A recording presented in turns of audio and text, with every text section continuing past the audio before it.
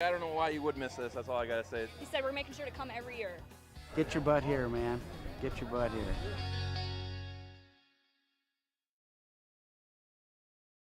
Come on, let's get stinking rich. Smell you later. Smells like money.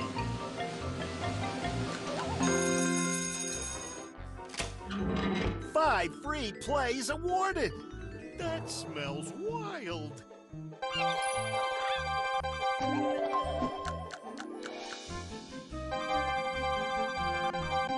It doesn't get any better than that.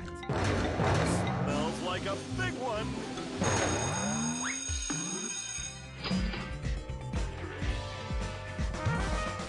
Five times multiplier.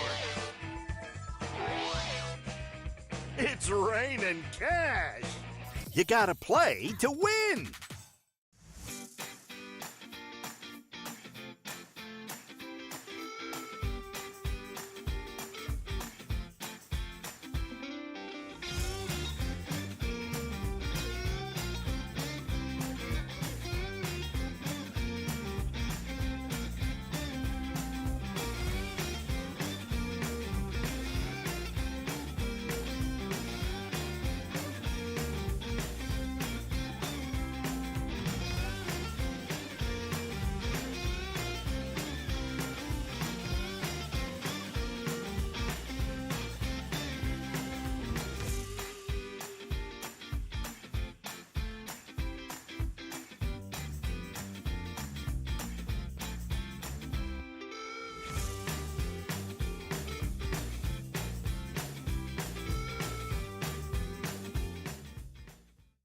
Come on, let's get stinking rich.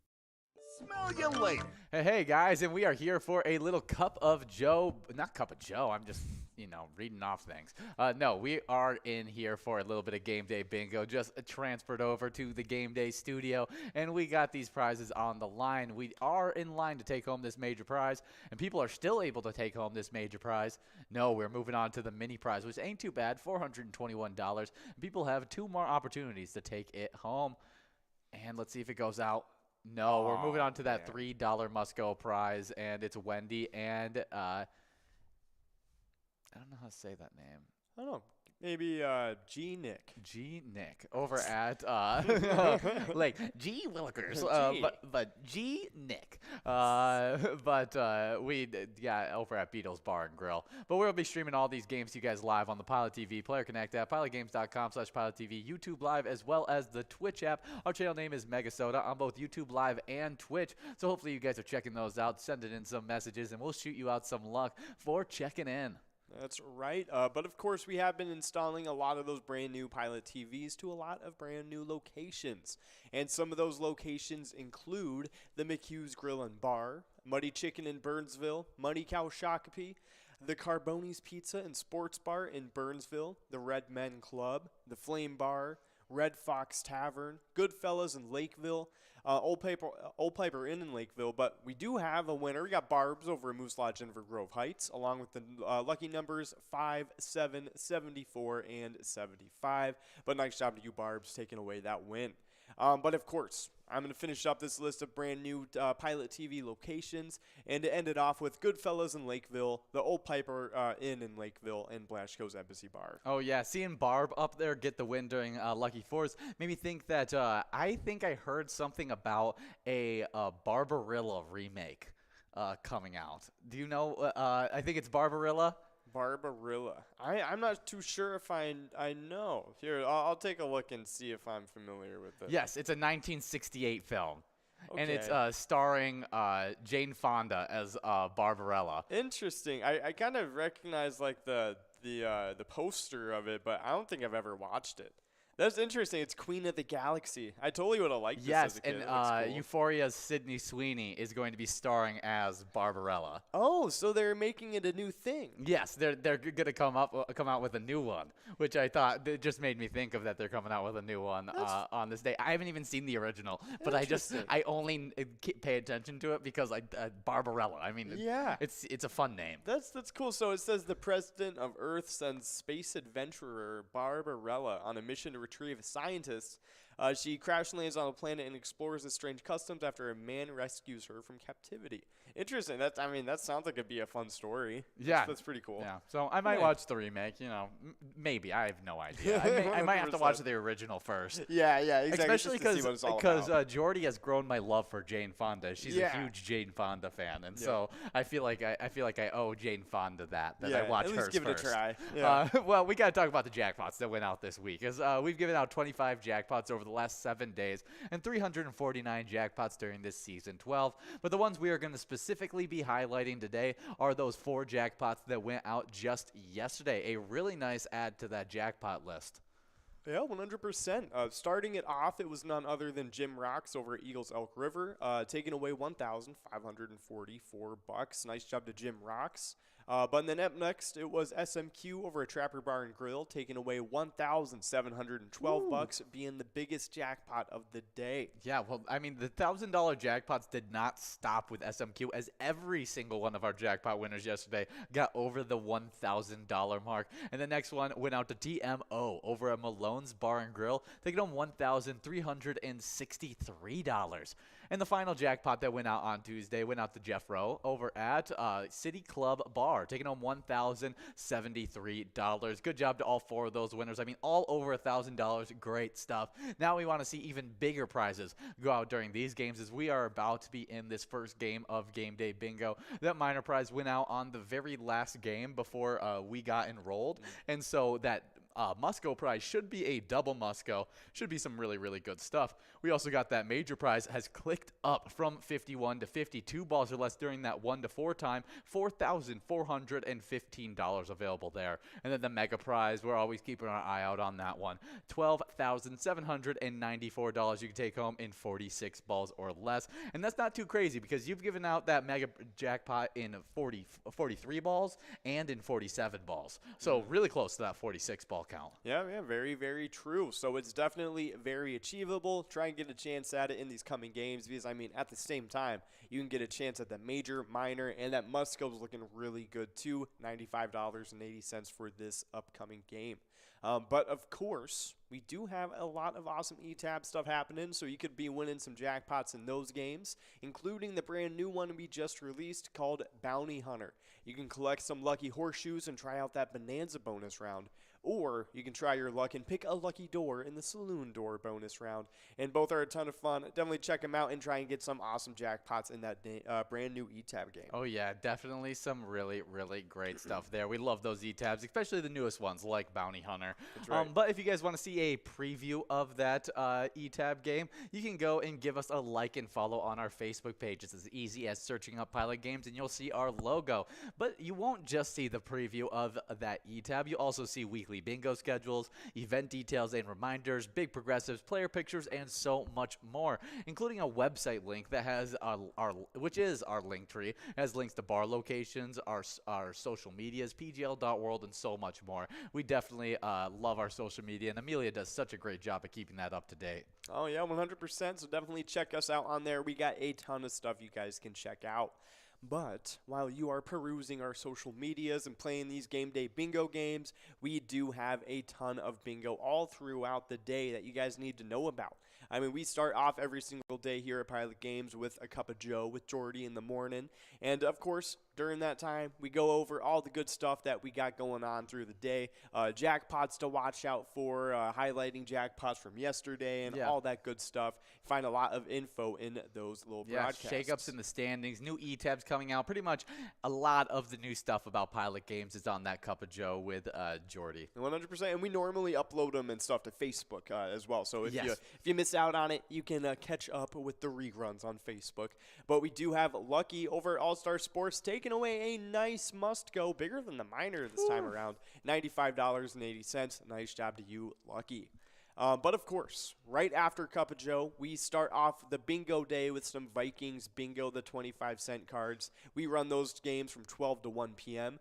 During that time, you get 10 games of it and get a chance at that $7,000 jackpot, 52 balls or less to win. Going to be going into tomorrow over $7,000. It's over $7,500. Yes. It's creeping up on $8,000 at this point. So definitely come out for some Vikings bingos. It should be an absolute blast. blast. But right after Vikings Bingo at 1 o'clock, you switch over to the Game Day Bingo that runs from 1 to 4, our unhosted Game Day Bingo. You guys can play for that mega, major, and minor prize, and just like the Happy Hour Game Day Bingo, that minor prize clicks up 2 balls every single game. We just saw it do that in this game as it clicked up from 52 to 54 balls or less.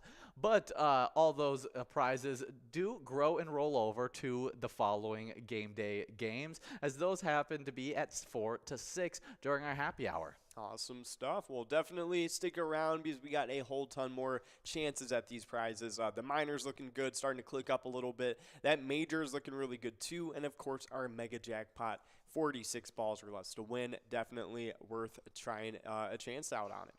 But, of course, right after this, ending off with the last game of Lucky 4 Bingo right at 6, which includes another chance over $41,000. We do have some Skull Bingo $1 cards to get into from about 6 to 7. And then, of course, our PDL specialty night tonight, Wild Wednesday. We'll get to that in a second, though, because we are starting off with those Skull Bingo prizes. That line prize is looking really good at $209 and 10 balls or less to win. That large frame jackpot is over $1,275 in 43 balls or less to win. And that coverall jackpot is looking really good too at $7,625 and 50 balls or less to win. Yeah, definitely some great stuff there. Definitely come out for Skull Bingo and stick around for a little Wild Wednesday action, as that's coming to you guys tonight from 7 to 9, interrupting that regularly scheduled Skull Bingo. And it's a lot of fun. We got a bunch of PGL games, a high-low game that is super fun as well, and the grand finale of Wipeout Blackout, where you can win some really, really good prizes. It should be an absolute blast. It's the first Wild Wednesday of the season, as they just got going with our regular season for the Wild just last week. But, of course, it hasn't been a very smooth sailing season so far, but we'll be getting into that in a little bit and discuss it a little bit more. But, of course, we do have another great PGL specialty night every single Tuesday with MegaSota Game Night. It starts at 6:40 like it does every Tuesday. Got a lot of great PGL specialty games during that time, so definitely try them out. Let us know what you think. At the end of the night, though, it is a grand finale of the Jackpot Jungle $1 cards during that game on the coverall jackpot and 54 balls or less to win. You could take home $43,730 before anybody even gets enrolled. Once people start piling into that enrollment, it will end up looking a little bit bigger. Yeah, definitely some great stuff there. We love that. MegaSota Game Night as well as Wild Wednesday. Lots of PGL fun night action. But we do normally have a third specialty night, and that is, or specialty day broadcast, or whatever you like to consider it. Just really matters on when our Vikings are playing, as that game day happens every single time our Vikings are playing. The next time our Vikings play is going to be October 30th on that Sunday, as our Vikings take on the Cardinals at 12 p.m. Should be some fun stuff, as that game day should be a blast. Awesome stuff. We'll definitely tune in for that one. It's going to be a great night, or a great time. But, of course, after all of our PGL specialty nights and days, we do have some national days to get into. And we got some pretty cool ones today, though. But before I get into them, we do have the major and minor both coming up pretty soon. Moving past the major, let's take a look if we can get at this minor. It's not looking like it. Nope, we're going to go right past it. Moving on to the Musco at 24.90. We do have players 5 balls away, though. Yeah, I see some fun names out there right now, like Cinnamini. Out there. Nice. TC Bear, big-time player. Borgie, great name. 100%. Big Red, one of my favorite gums that I can't eat.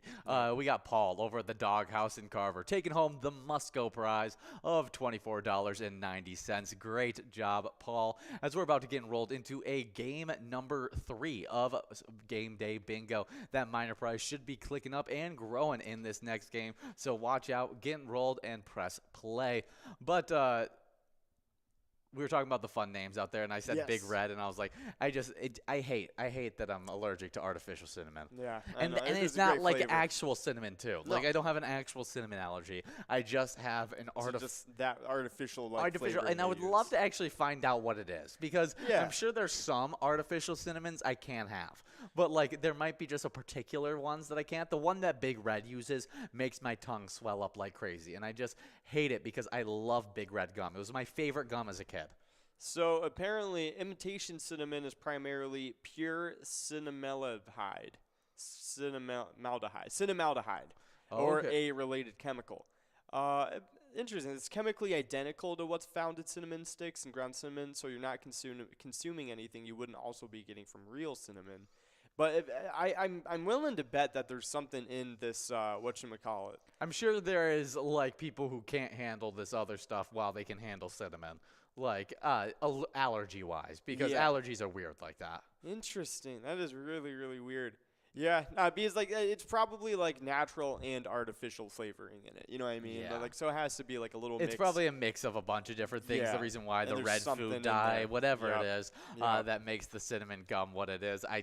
I'm so sad because I love Yeah, cinnamon flavored it is. candies. I Hot love cinnamon tamales are flavored great. gum. Yeah. Hot tamales are some of the best candy you'll ever eat. It was So one. It good. was one of my favorites as a kid. I would always eat hot It's tamales. like it's a and great then texture too. And then one day, my tongue just started swelling up because of it. Like, I ate red gum all the time, and then just one day, it just It's started. just like, yep, it was not like, anymore. Nope, you can't have red gum anymore. Man. It upsets me so much. I mean, Yeah. not to overshare to you guys about my allergies, but, I'm pretty passionate about my big red gum. right, that's and right. And Big Red out there playing made me think of it. But we do have some national days to get into. But the first one is a fun one, and one that you guys can hopefully celebrate wherever you're at. It's International Gin and Tonic Day. On October 19th, International Gin and Tonic Day recognizes the world's most famous drink. Enjoy the world over. This enjoyed by the world. This simple cocktail only takes moments to create. Interesting. That's pretty cool stuff. Let's see. So I'm looking up like some like fun twists like on gin and tonic that like maybe you can have. Here, I'll like twist on gin and tonic. Let's take a look at what some people come up with. Yeah. Because I'm not really like familiar with gin and tonic, to be honest. I'm not a big cocktail guy. So let's take a look at what some like more like drinky people have to say about it. Yeah, what did they The Gin Sonic. The Gin Sonic. Now that name will draw me in. 100%. So let's see. If the gin and tonic isn't a cocktail you typically fancy because you've been scarred by the overly sweet tonic waters of old, then this simple take on the classic is the perfect riff to reintroduce you to the drink. Let's see. So the gin receives complimentary split of both soda and tonic water for a dry yet balanced cocktail. So wait, what it doesn't just say it's just like straight like only. What are they talking about? I don't. It might be the So- Danish. So it's The garnish, I mean. so it has club soda and tonic water in it with the yuzu twist. Yeah, I think the yuzu twist is what makes it Interesting. the Sonic. The Sonic. That's really weird. Oh no. It's soda and tonic. Oh, okay, that So makes it's sense. soda water and tonic. Which is not a normal combo for that. That's cool stuff. I don't know much about I this. I so. honestly don't know how it would change it that much, to be honest. Yeah, that's super fun stuff. We do have 44 balls dropped on this one. But did you know the first thing that do you know what gin is made from? The creation of spirits involve distilling fermented grain and a number of different botanicals, primarily juniper, but also A coriander. citrus peel, cinnamon, almond, or licorice. That's awesome. That's pretty cool. Interesting. Okay, definitely cool stuff. Wow, I mean that's honestly a lot of different things that goes into it. I knew they had a lot of different like things that they made it with. I didn't know that's like specifically what it was though. I'm surprised it's not more flavorful. Yeah, To for be real. honest. I expected it to taste, a little Yeah, different. exactly. We do have our winners in this game, though. $28.30 being split between one away over at American Legion Rice, JSP over at Old 16, Kyle over at Linsmore. I already talked about one away.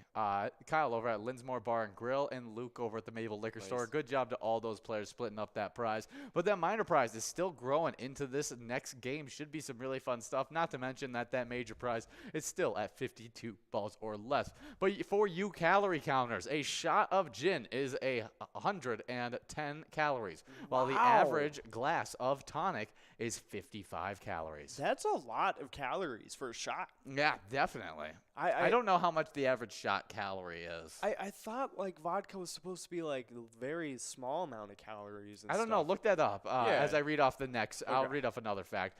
Tonic water is more. It's more surgery than most people realize, though, and 1 G&T roughly estimated to 14% of your recommended daily allowance. Wow. Wow. So 1 gin and tonic is the amount that you should have of 14% of the amount of tonic water you should have. Like, how much sugar do they add to tonic water? Why? I didn't even know they added sugar to it. Yeah, this is wild to me.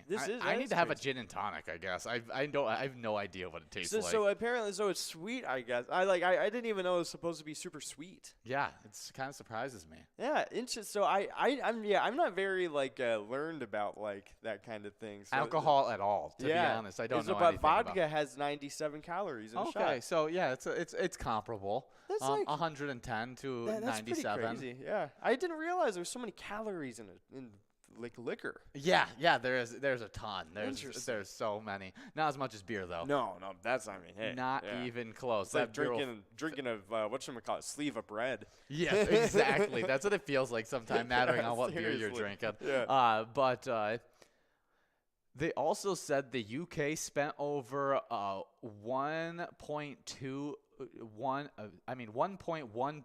billion a year on gin in 2016. Interesting. That's really, really crazy. Sales had grown more than any other spirit sold in the country the previous year. Wow. So gin is also the fastest growing.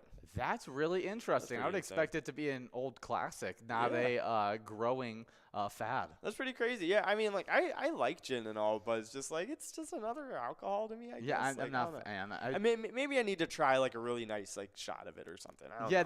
That's what you always got to do when you're talking about alcohol, is because we have such a limited palate when it comes to alcohol. Like, we've only tasted bad college student alcohol, exactly. the stuff that just people just buy to party at a college kind of thing. I have had some pretty nice gin, and I've had some pretty crappy gin. Okay. And to be honest, the nice gin, it came in this fancy blue bottle, and it was really cool, and I tried it, and it just stung as much as the crappy gin did to me. Really? Yeah. See, I had the exact different response to when I had tequila.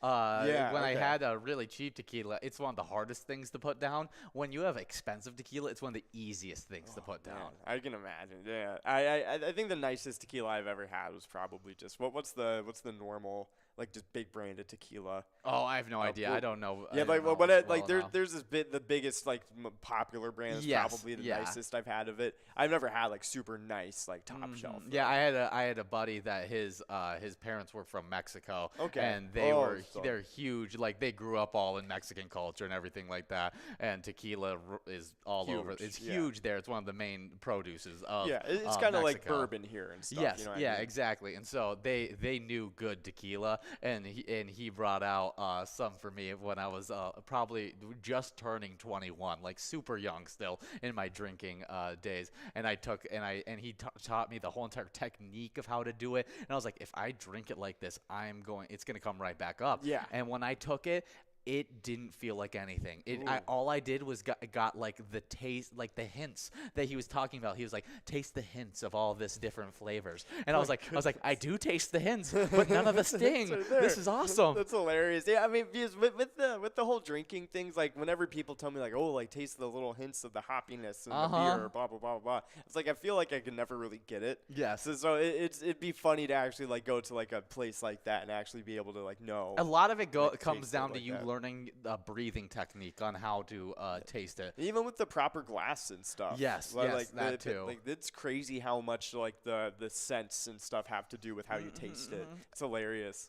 But before we go further into an International Gin and Tonic Day, we do have Hambone over at Outtakes and D. Woola over at Clearwater Corners. Both of them splitting up $36.70. Nice job to you guys. That was like a funny pairing of names. Oh my gosh, it was. And I cannot think of Hambone without thinking of, I don't know if you ever went through this phase, but in the early 2000s, no, it was more late 2000s, early 2010s. Okay. There was a phase of like these were really popular, and it was like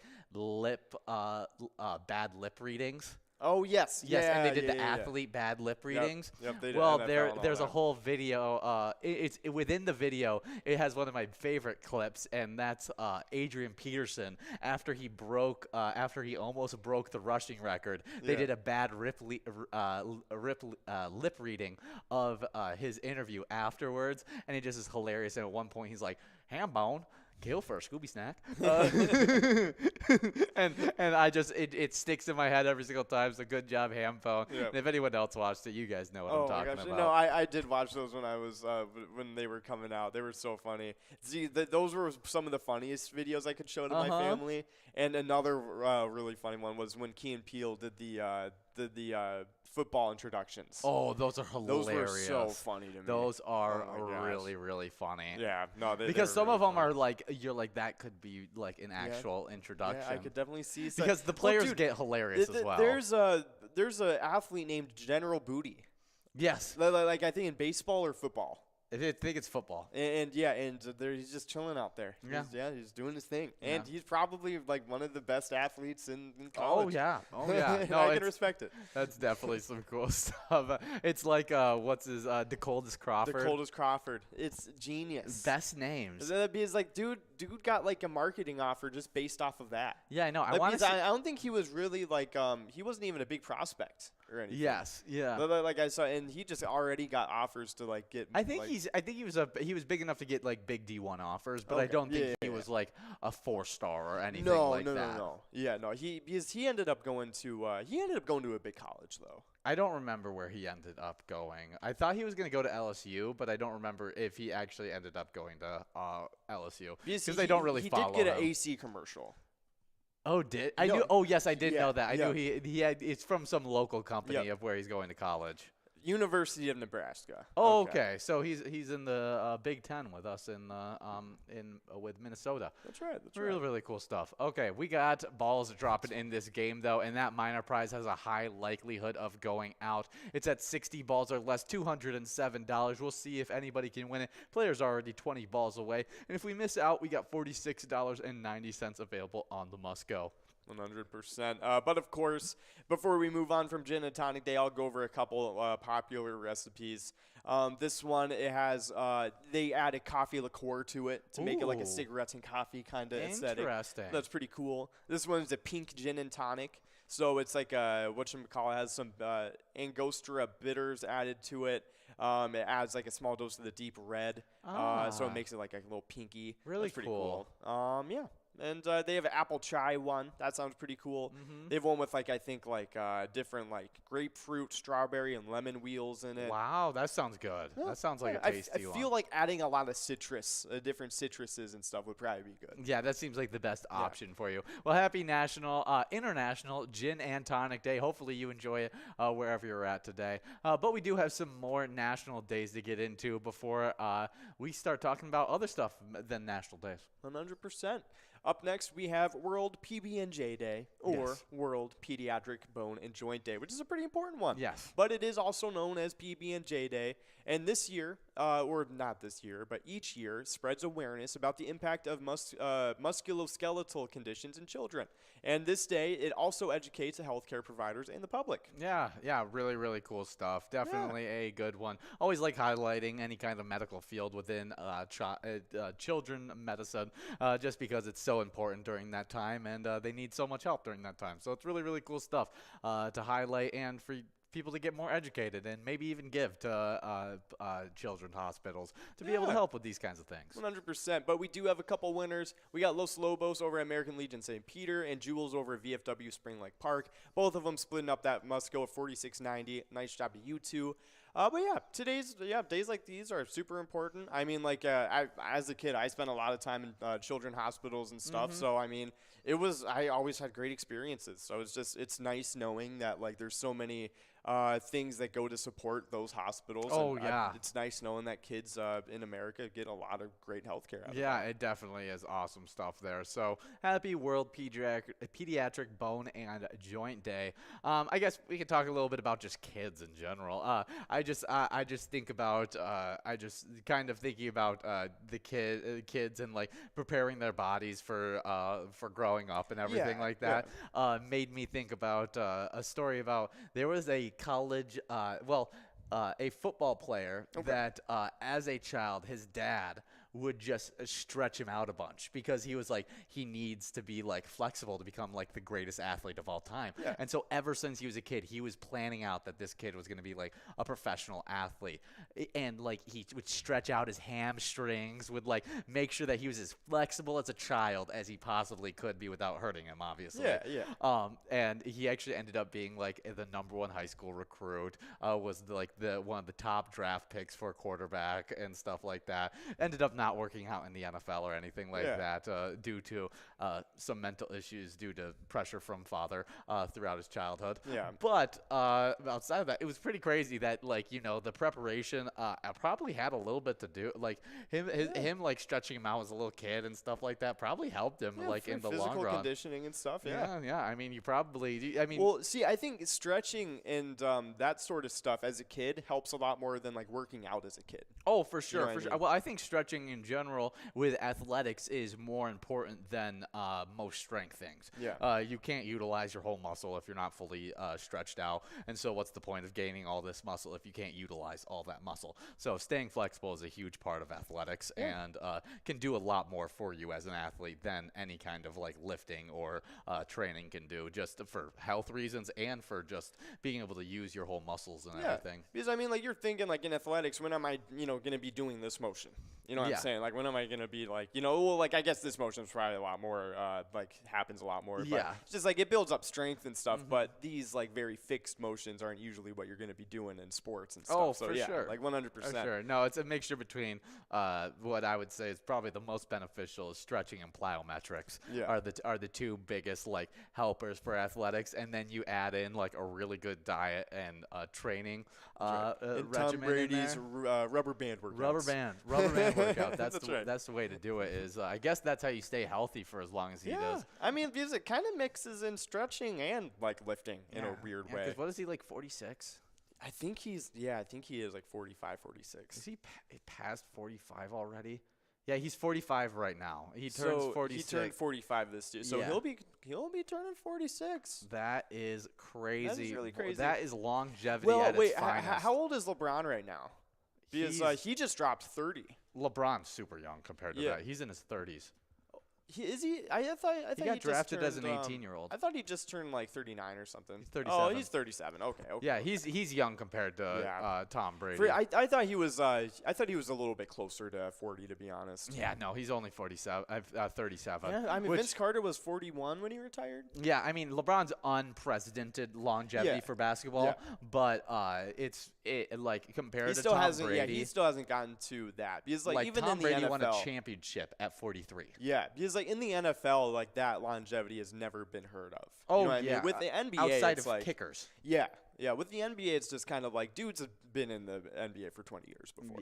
Yeah, it's pretty crazy stuff. Definitely some awesome, but just kind of comes back to taking care of your body, and it starts right as a child. Yeah, and so exactly. Happy World Pediatric Bone and Joint Day.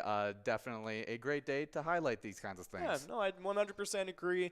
But of course, speaking of athletics and all that type of stuff, we were talking about National Kentucky Day earlier. Yes. And of course, they are all about basketball in the state of Kentucky. They're also the 15th state to get granted statehood, I guess. but more importantly, they have Kentucky basketball. That's right.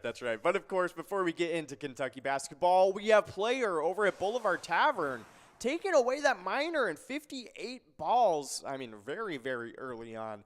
$289 going straight to you, Player. Nice job picking that one very, very early on in that ball count.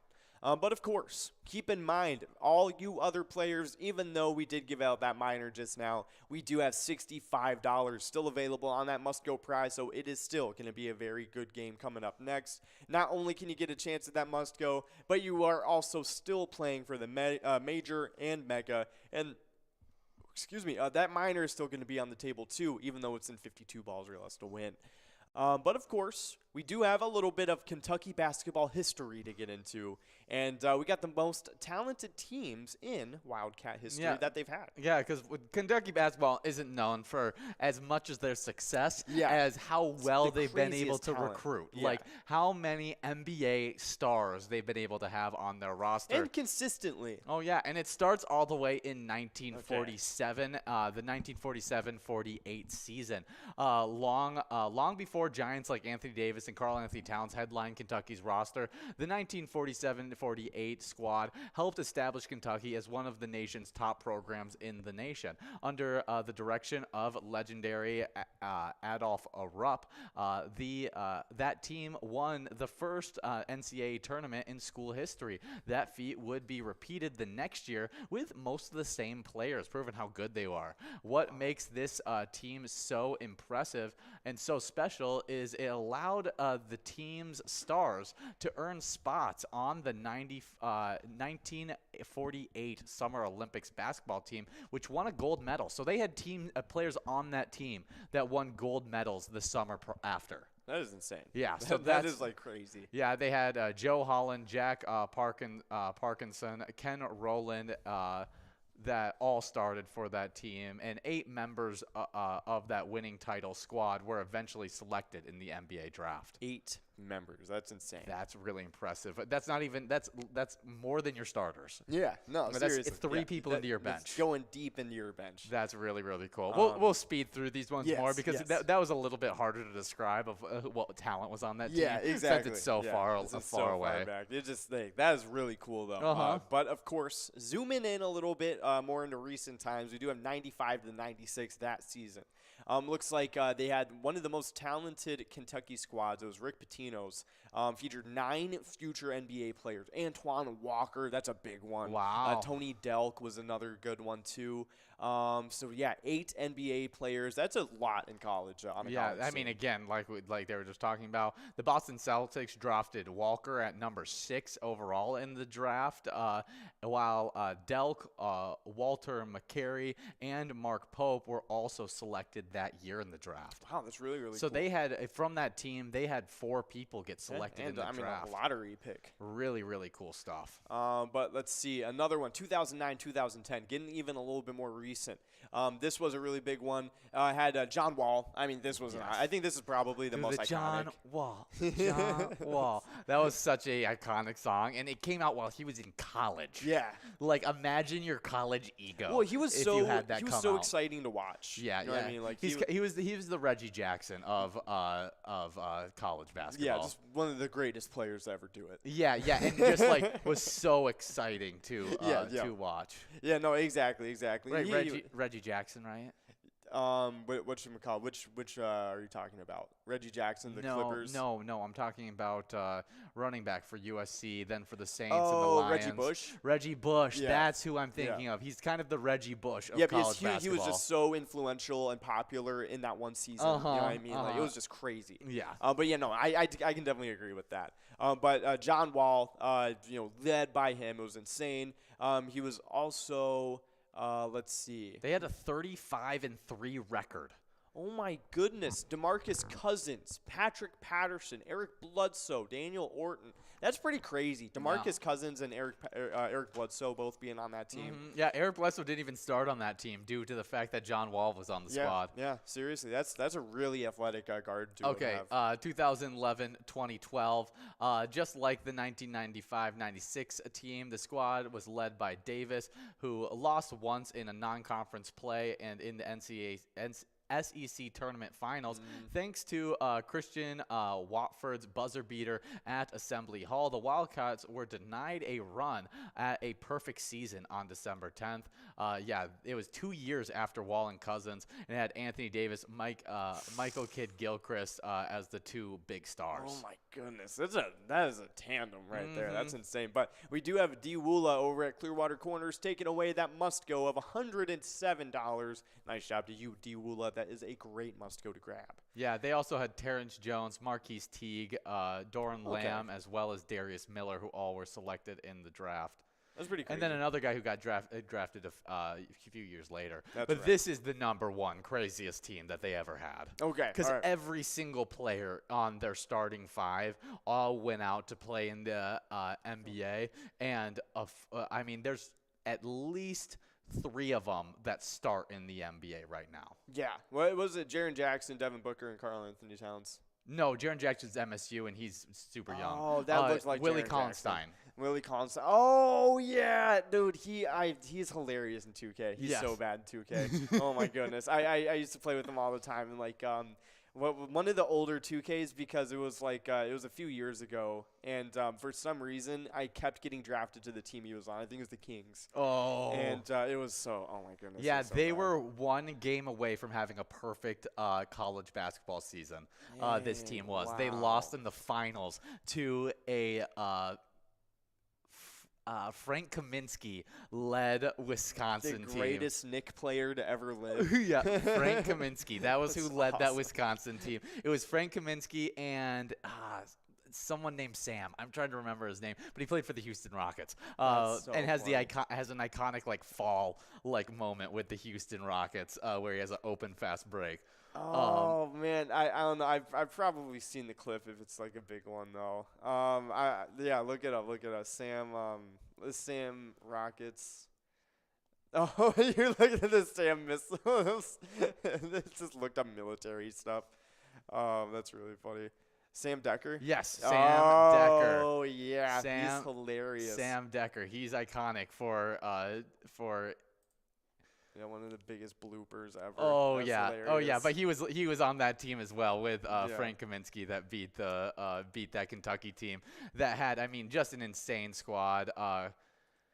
Let's see, Karl every Anthony star Towns. from the starter. Trey Lyles was on that team too. Yeah, you had every starter from the 2014-15 roster except Tyler Ulis declared for the 2015 NBA draft. 6 players ended up being drafted, including 4 in the top 13, with Karl Anthony Towns to the Timberwolves. Willie Cauley-Stein went to the Sacramento Kings. Number 6, Trey Lyles joined up with the Utah Jazz. And number 12, Devin Booker was selected. At number 12 was Trey Lyles, and then Devin Booker was selected to the Phoenix Suns at number 13. It's so crazy that Devin Booker fell that much, to be honest. He was really young. Yeah, he was I really don't even young. think he started on this basketball team. Yeah, but I mean, like, still, like, just like I just feel like He came. You should look at that and know that like he will translate to the NBA. Yeah, I mean, he was an amazing shooter and everything Yeah. like that, but he was like an amazing 6-man that showed a lot of NBA promise, and so Yeah. he went straight to the NBA afterwards because Yeah. his draft stock was high enough. He got selected at number 13, so it was worth it. Yeah. But he was a bench player in college, Yeah. so like it's hard to draft a guy like that. Especially when you're on such a talented team. Oh yeah, Which oh, which yeah. is another pretty good point. And but- like, is he just is he just getting wide open threes because Yeah. everyone's sucking down to try and guard Karl Anthony Towns and Willie Cauley-Stein? yeah, very I very actually thought Willie Cauley-Stein was going to be the better player out of him and Karl Anthony Towns coming out of college. That's so funny. Yeah. Man, I Just because I thought Willie Cauley-Stein was a better fit for today's NBA, Yeah. being the fact that he's more of that defensive rim protector, screen set, roll to the basket style. I don't even know what forward. happened to him. Like to be honest, I don't even know why he doesn't really play anymore. Yeah, I think he still starts for whatever team he's on. Does he still start? I don't know if he's he might be like a free agent right now. I don't know if he's on a team. He might be in the G League or something. Yeah, Willie Cauley-Stein. He is he's with the Sacramento Kings. No, for he's 4 a free season, agent. and then Golden State Warriors in the 2019 offseason. But yeah, it looks like he played with the Mavericks in 2021 as well as the 76ers. Then And he didn't play probably got very much. waived. Yeah, it looks like he doesn't start for them. So he started for the Sacramento Kings for a long time, but didn't really. It looks like he's progress kind of past like that. I think he's right now like at that point in his career where he needs to suck it up and be like, all right, I'm going to be the 8th best player on this team. Yeah, You know what yeah. I mean? That's kind of what he's always been. Yeah. We do have 62 balls dropped on this, meaning that we are working on a must-go prize of $34. And there it is. Dale over at 3D Sports Bar in Byron is taking home that prize. Good job, Dale. $34 going out to you. And now we're going to get enrolled into this next game of Vikings Bingo with that minor prize clicking up from 54 to 56 balls or less. Yeah, we're getting right now into a game number 9. Awesome stuff. But of course, happy National Kentucky Day, everybody. Definitely a lot of cool things about the state of Kentucky. I have family that lives there, and it was really cool seeing like small town Kentucky and all that. So it's definitely a very beautiful state. Yeah, really cool stuff. Next up on our National Day list is National Seafood Bisque Day. Every year on October 19th, National Seafood Bisque Day serves up a hot, delicious meal for seafood lovers. The day celebrates a luxurious bowl of tasty soup made from the catch of the day. Yeah. Seafood bisque, super tasty stuff. Definitely. I'm not even a big soup guy, and I love a little bit of seafood bisque. It's so tasty. I like honestly, you put bisque at the end of any soup, and I probably would have ate it up as a kid. You're like, yeah, that's pretty good. Tomato bisque is just so insane to me. Like that with whatchamacallit, grilled cheese. Oh yeah, that's an ultimate combo right there. Like I say, I'm not a big soup guy, but if I have that, like that's better than just grilled cheese or better than just tomato soup. Yeah. I mean, tomato soup and grilled cheese. I mean, awesome. Man, because like you just tell me like, oh, you want some tomato soup, and I'm just like standing there like, what are you talking about? And then you're like, with grilled cheese, and I'm like, Grilled okay, cheese, and you're like, okay. yes, I would. Speaking my language. I don't know. I could go for like crackers with it. Crackers thing, yeah, I could do that. I like club crackers. Yeah, if I get to crumble up the crackers and put it on top, and then I kind of just get it in my scoops, I like it that way. But you have to eat it fast that way. Yeah, I'd probably just dip them.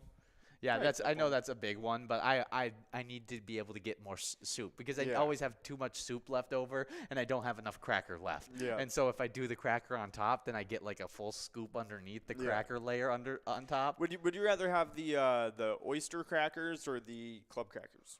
Probably the club crackers. Yeah. Probably probably the oyster crackers.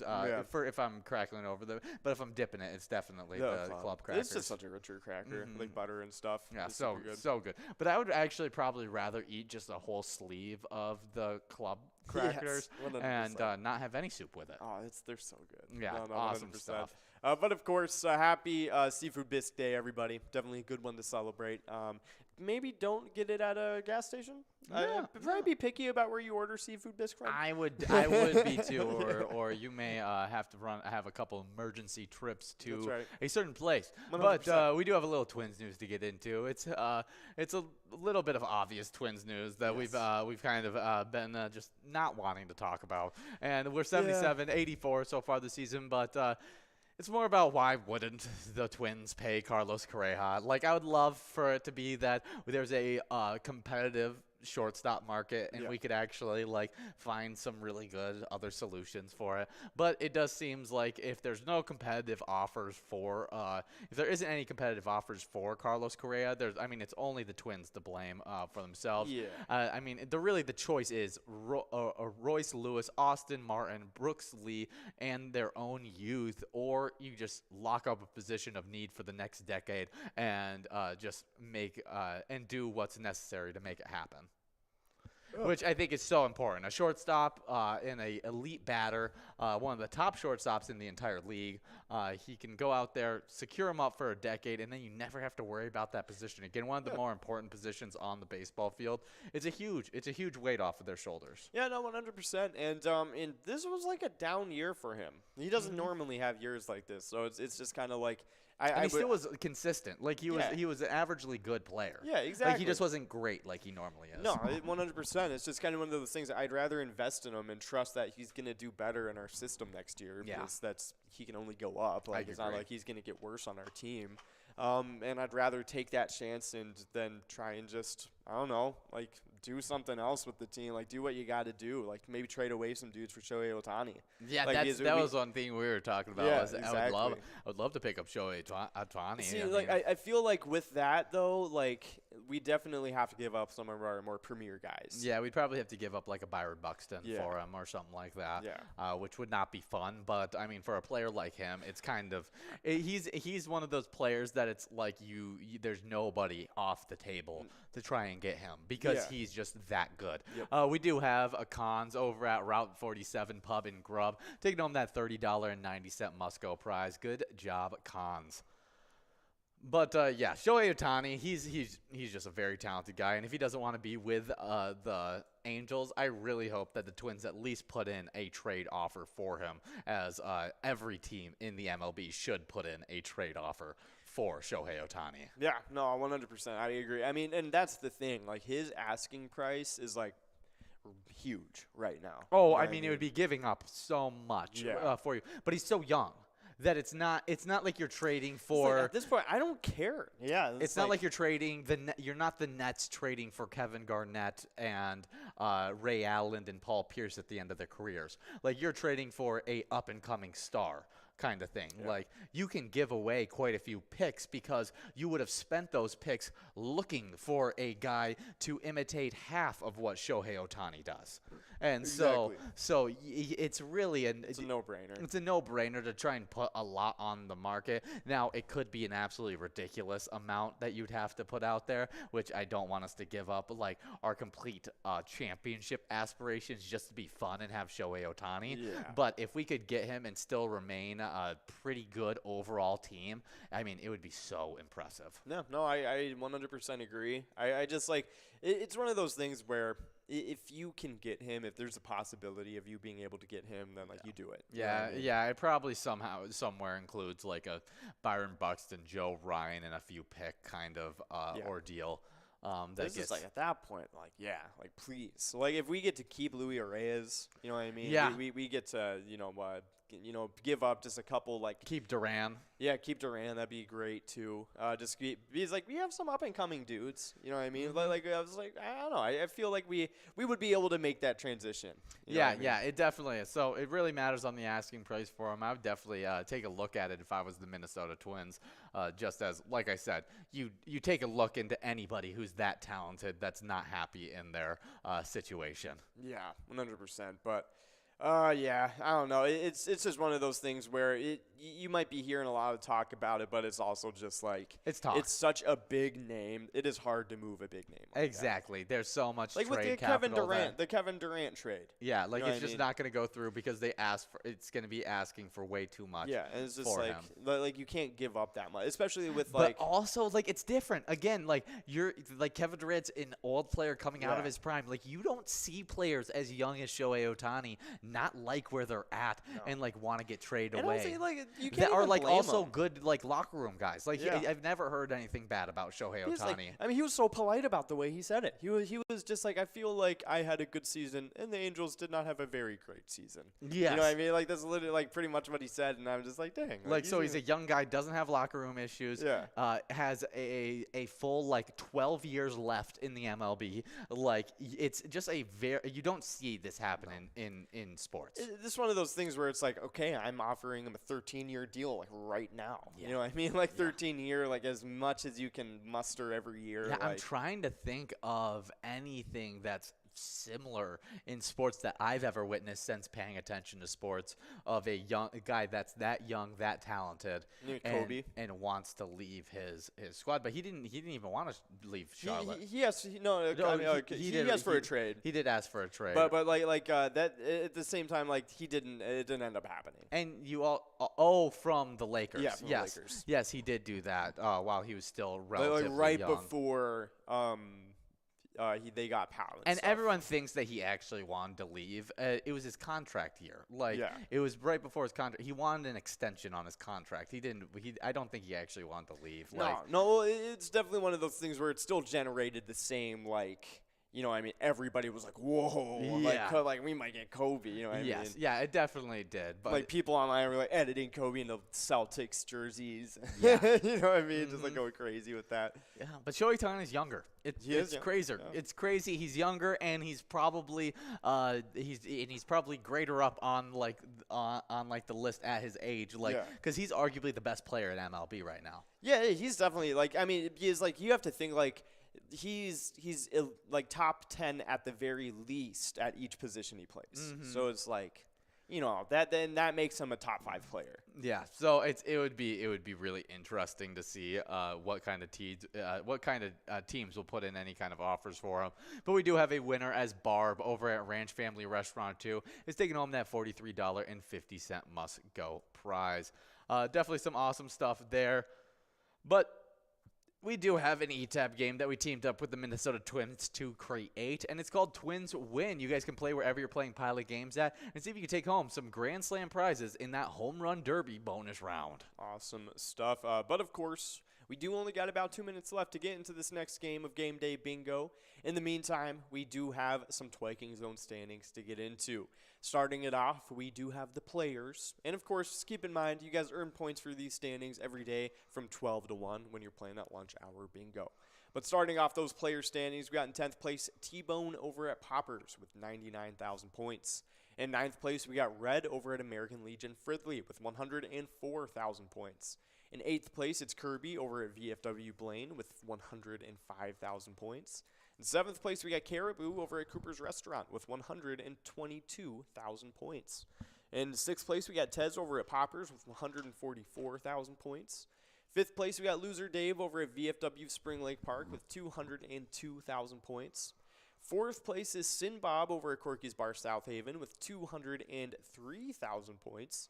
In 3rd place, it is Nan over at Corky's Bar South Haven as well with 222,000 points. 2nd place, we got Scrub Eye over at VFW Blaine with 224,000 points, not too far away from Nan. But in 1st place, it is still Mikey Wins over in American Legion Brooklyn Center with 275,000 points. Nice job to Mikey Wins and the rest of the top 10 players. You guys are all doing great this season. Oh, yeah. We saw a few of these top players getting wins during this lunchtime, and I can't wait to see where these points end up lining up at when we come in tomorrow. But on to the location side of these standings. In 10th place, we got Halfley's Bar in Richmond with 115,000 points. With 123,000 points in 9th place, we got Miniger's Sports Hub in La Crescent. 8th place, it's Steve O's in Crystal with 132,000 points. With 141,000 points in 7th place, we got Carboni's Pizza's CR Billiards. 6th place, getting bumped back from 5th, we got VFW Blaine with 246,000 points. With 251,000 points in 5th place, getting sole possession of that spot, we got our place on 3rd in Faribault. Great job breaking out of that tie with VFW Blaine. 4th place is Poppers in Virginia with 366,000 points. With 415,000 points in 3rd place, we got Corky's Bar South Haven. 2nd place is American Legion Fridley with 477,000 points. With 586,000 points in 1st place, we got VFW Spring Lake Park. Awesome stuff. Nice job to all the players and locations in the top 10 of the Twiking Zone. But of course, we do have balls rolling on this game. We got $57 on that must-go prize, $259 on the minor prize, and 60 balls or less to win. Definitely doable. Yeah, 100%. Very, very doable on this game. And we have the major at $4,825 and 52 balls or less to win. And the mega jackpot sitting in the back at $13,204 and 46 balls or less to win. So definitely try and get in on these prizes. We got 20 balls drawn now, 16 balls away from the nearest one. So let's make it happen. But of course, in between these game day bingo games, if you feel like it, you can definitely take a quick E-Tab break and take a chance with one of the over 70 different charitable E-Tab games that we got out there. You play any of them anytime to win some huge prizes up to $1,500 All of those games have small bets between 50 cents and $5 and awesome bonus and free play rounds too. So definitely check them out. Let us know what you think and let us know what your favorite one is. We'll send you out a little bit of Pilot Games luck if you do check in on the broadcast. Okay, which character grouping of the ETAB games would you like to go out and party with? Oh, Diesel Freaks. Diesel Yeah, Freaks? You want to go 100%. out with the slime monsters? Yes. I'm 100% going Penguin Palooza. Penguin Palooza would be great. I mean, have you going seen bananas would be Oh, awesome. that's a It'd be great like one. Tarzan. But like those penguins, they don't even speak like penguins. Like I would love Yeah, to very hang out true. with them, and Very they got like Pilot Games hats and stuff like that. I don't know. If you go Diesel Freaks, you know you're having a crazy You night. definitely You're are going having. insane. I think there's one that's like drinking a beer in the. There's like, one that's driving like a beer semi-truck. Yeah, yeah. So it's like, yeah, I'm going with those dudes. Diesel If Freaks, somebody pulls up with a beer semi-truck, I don't like think I just c- overflowing with beer, I'm like, yeah, I will come with you. I don't think I could handle like partying with the Diesel Freak I crew. mean, like they're like not humans, so it'd be rough to keep up with. I mean, obviously, a great selection is Winter Wonderland. Yeah, that was a great. One. Yeah, That was because you're basically going to the Mad Hatter's Tea Party. 100%. Yeah. No, that would be a great one. But we do have Flower over at Longville Municipal, Ya Babe over at Yesterday's Gone, and Sean over at Scartus Bar. All of them splitting up. That must go at $57.40. Nice job to everybody. But even though we did not give out that minor, keep in mind it is going into this next game at 62 balls or less to win. Just getting bigger and better as we're going forward. Yeah, I've only seen it get past 62 one time Yeah. on a live broadcast. So definitely getting rolled for this game because it's very high likelihood it's going out. 100%. But if I were to pick one other grouping of dudes I'd want to hang out with in the ETAB one, I think it'd be. Oh, that was like a weird sneeze. I was trying to Yeah, like bless delay you, it. Bless you. I'm sorry. I wasn't very polite on that. I was trying to wait until I got the thing up so I didn't blow out the Yeah, mic. yeah. But it was just like sound like a hoarse name. Yeah, it happens to the best of us. But of course, ETAB group I would hang out with. Nikki, check in and let us know what ETAB group you would like to hang out with as well. Man, Louis' house party. Come on. Louis' house Come party. on. That's He's a bowling good alley. one. Like that's kind of a given. And it's a moose. It's a Yeah. party moose. Yeah, it's like he looks sick. He Like looks he's really probably cool. gigantic too. Yeah, he's probably huge. He's probably like Oh, he 10 definitely has like a basketball court on the outside, like Prince did. Yeah, he's like 10 foot, 700 pounds, like, and Demigod just is a point guard. party animal moose. Seriously, that'd be awesome. I would totally. That do is that. a great selection right there. I'm disappointed I didn't think Yeah, of that. I was thinking. I was Um, like, dang, that's like literally house party in the name. Yeah, that's such a good one. That's a really good one. I'll have to think a little bit more. I mean, obviously, you can go on adventures with Ruby. Yeah, that would be a Ruby's great one, yeah. adventure.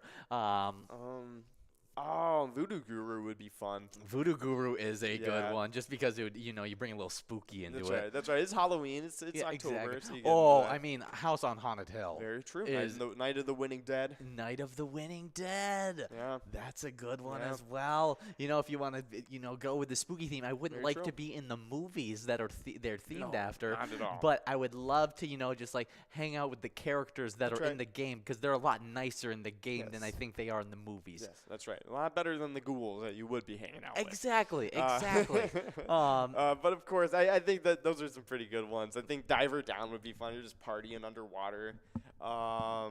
Whatchamacallit? Yeah. No, there's not many bad options. to No, be there's honest. really not. I would like to hang out with all of the characters in our ETABs. Oh, just have like a huge convention. Oh, Everybody's Crazy. there. I wish we could produce costumes for our ETAB characters and have people like dress up for like Oh, PyCon that would be great. That in would be great. ETAB character costumes. Just have like a professionally designed like mascot suit for some of them. That'd be great. Oh, we got Nikki checking in saying that she would hang out with Honky Tonk Heroes. They feel like they would have a lot of live music. They would go to a lot of live music bars. 100%. That is so true. That is so true. Such a great selection as well. I mean, I feel like I really did it dirty by, saying that I would go Penguin Palooza. There's so many great options Penguin here. Palooza is awesome. I mean, that's a great I would selection party with as some well. penguins. I mean, yeah, it's penguins. I mean, Yeah. who doesn't want that? Exactly. Like, everyone watched Happy Feet. Like, Yep. if they know that, they know how to get down. That's right. That's That's right. Maybe we could learn some penguin moves. Maybe even know how to surf. Learn I how to mean, surf. Yeah. Who was the Vikings player that came into Waddle like on that defensive pick that Patrick Peterson had? Oh, They were I all mean, doing some. They were all like doing weird like some celebrate. Everybody Yeah. was doing a different Yeah. celebration, and then while they were all doing that in a huddle, just some dude came and started waddling around. Take a guess which Vikings player did that. Oh, Chris Boyd. Yeah, I knew it it. was Oh Chris my gosh, Boyd. I didn't even know. Like I just thought like, who would do that? It just Yeah. took a second. That's Yeah, it was hilarious. Chris Boyd. That's so I'm pretty funny. sure. No, it was Cameron Dantzler. It was Cameron That's Dantzler. another one. It That was is another- Cameron yeah. Dantzler. It was It's totally like Cameron second Dantzler. choice, to be honest. Yeah, I thought it was Chris Boyd for a second because I'm pretty sure Chris Boyd did it at Cam some Dantzler point. changed his number, didn't he? To number 3. Yeah, number 3. Yeah, I mean, I knew that. I just got it mixed up because they're both silly personalities. Yes, very true. Oh, dude, Chris Boyd makes it known. Like, Oh, he is he's so, hilarious. Oh my gosh, He's him and Jamal Williams remind me of each other, like just being like so Yeah, silly. yeah, like out there, so they have infectiously, very different like interests and stuff like Yes. that. But they both have that infectious like the same energy. like funny personality types. 100%. Oh my gosh, no! Like I swear, Chris Boyd is like the TikTok MVP. Every Oh. time I see a funny video. Oh yeah, like like Juju, move over to the side. Yes. We hate your TikToks. That's right. Chris Boyd TikToks is all that No, we he's want. hilarious because he actually posts like funny stuff. Oh yeah, You know it's what I it's mean? not like cringy Like I feel like TikTok he can make like a dances. YouTube. It's awesome. We do have Sue over at TB3s in Freeborn taking home that $347 dollar minor jackpot. Okay. Good job, Sue. Definitely a great one in this game. And now that must-go prize of $70.30 is going to be sticking around as we head into this next game. So as you guys get enrolled, you're just adding to that $70 must-go. So even if you miss out on 52 balls or less, which would make you win that major prize, you also get that shot at a great must-go prize. Very, very true. So definitely some good stuff getting into this next game. Try and get a chance at some of the prizes. But in the meantime, we do have a little bit of music history to get into.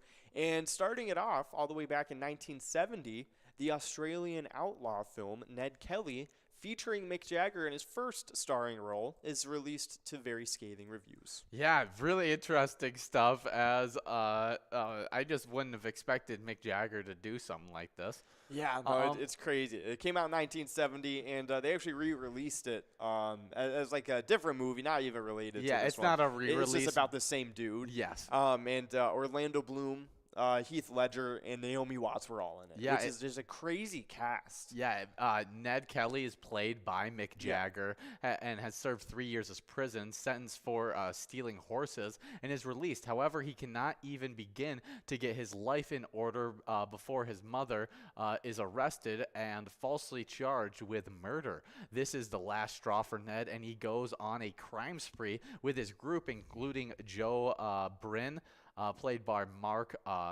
Magnus, and Ned's brother Dan. However, eventually the law catches up to them, forcing them to fatefully show down. Oh, interesting stuff. Definitely pretty funny.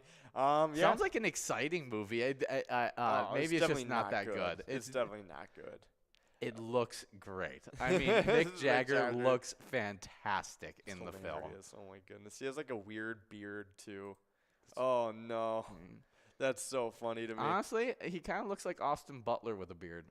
Yeah. You kinda Do you see what I'm that a talking little about? bit. Yeah, a little bit. Dude, side profile. Yeah. He doesn't actually look like him, but It's pretty it was- funny. it was just to be stir up some somebody's gonna get upset about that. 100%. Just Well, like, don't you dare compare that weirdo Mick Jagger to Austin Butler. Exactly. So, just to stir the pot, I'm going to That's say it. Definitely some awesome stuff there.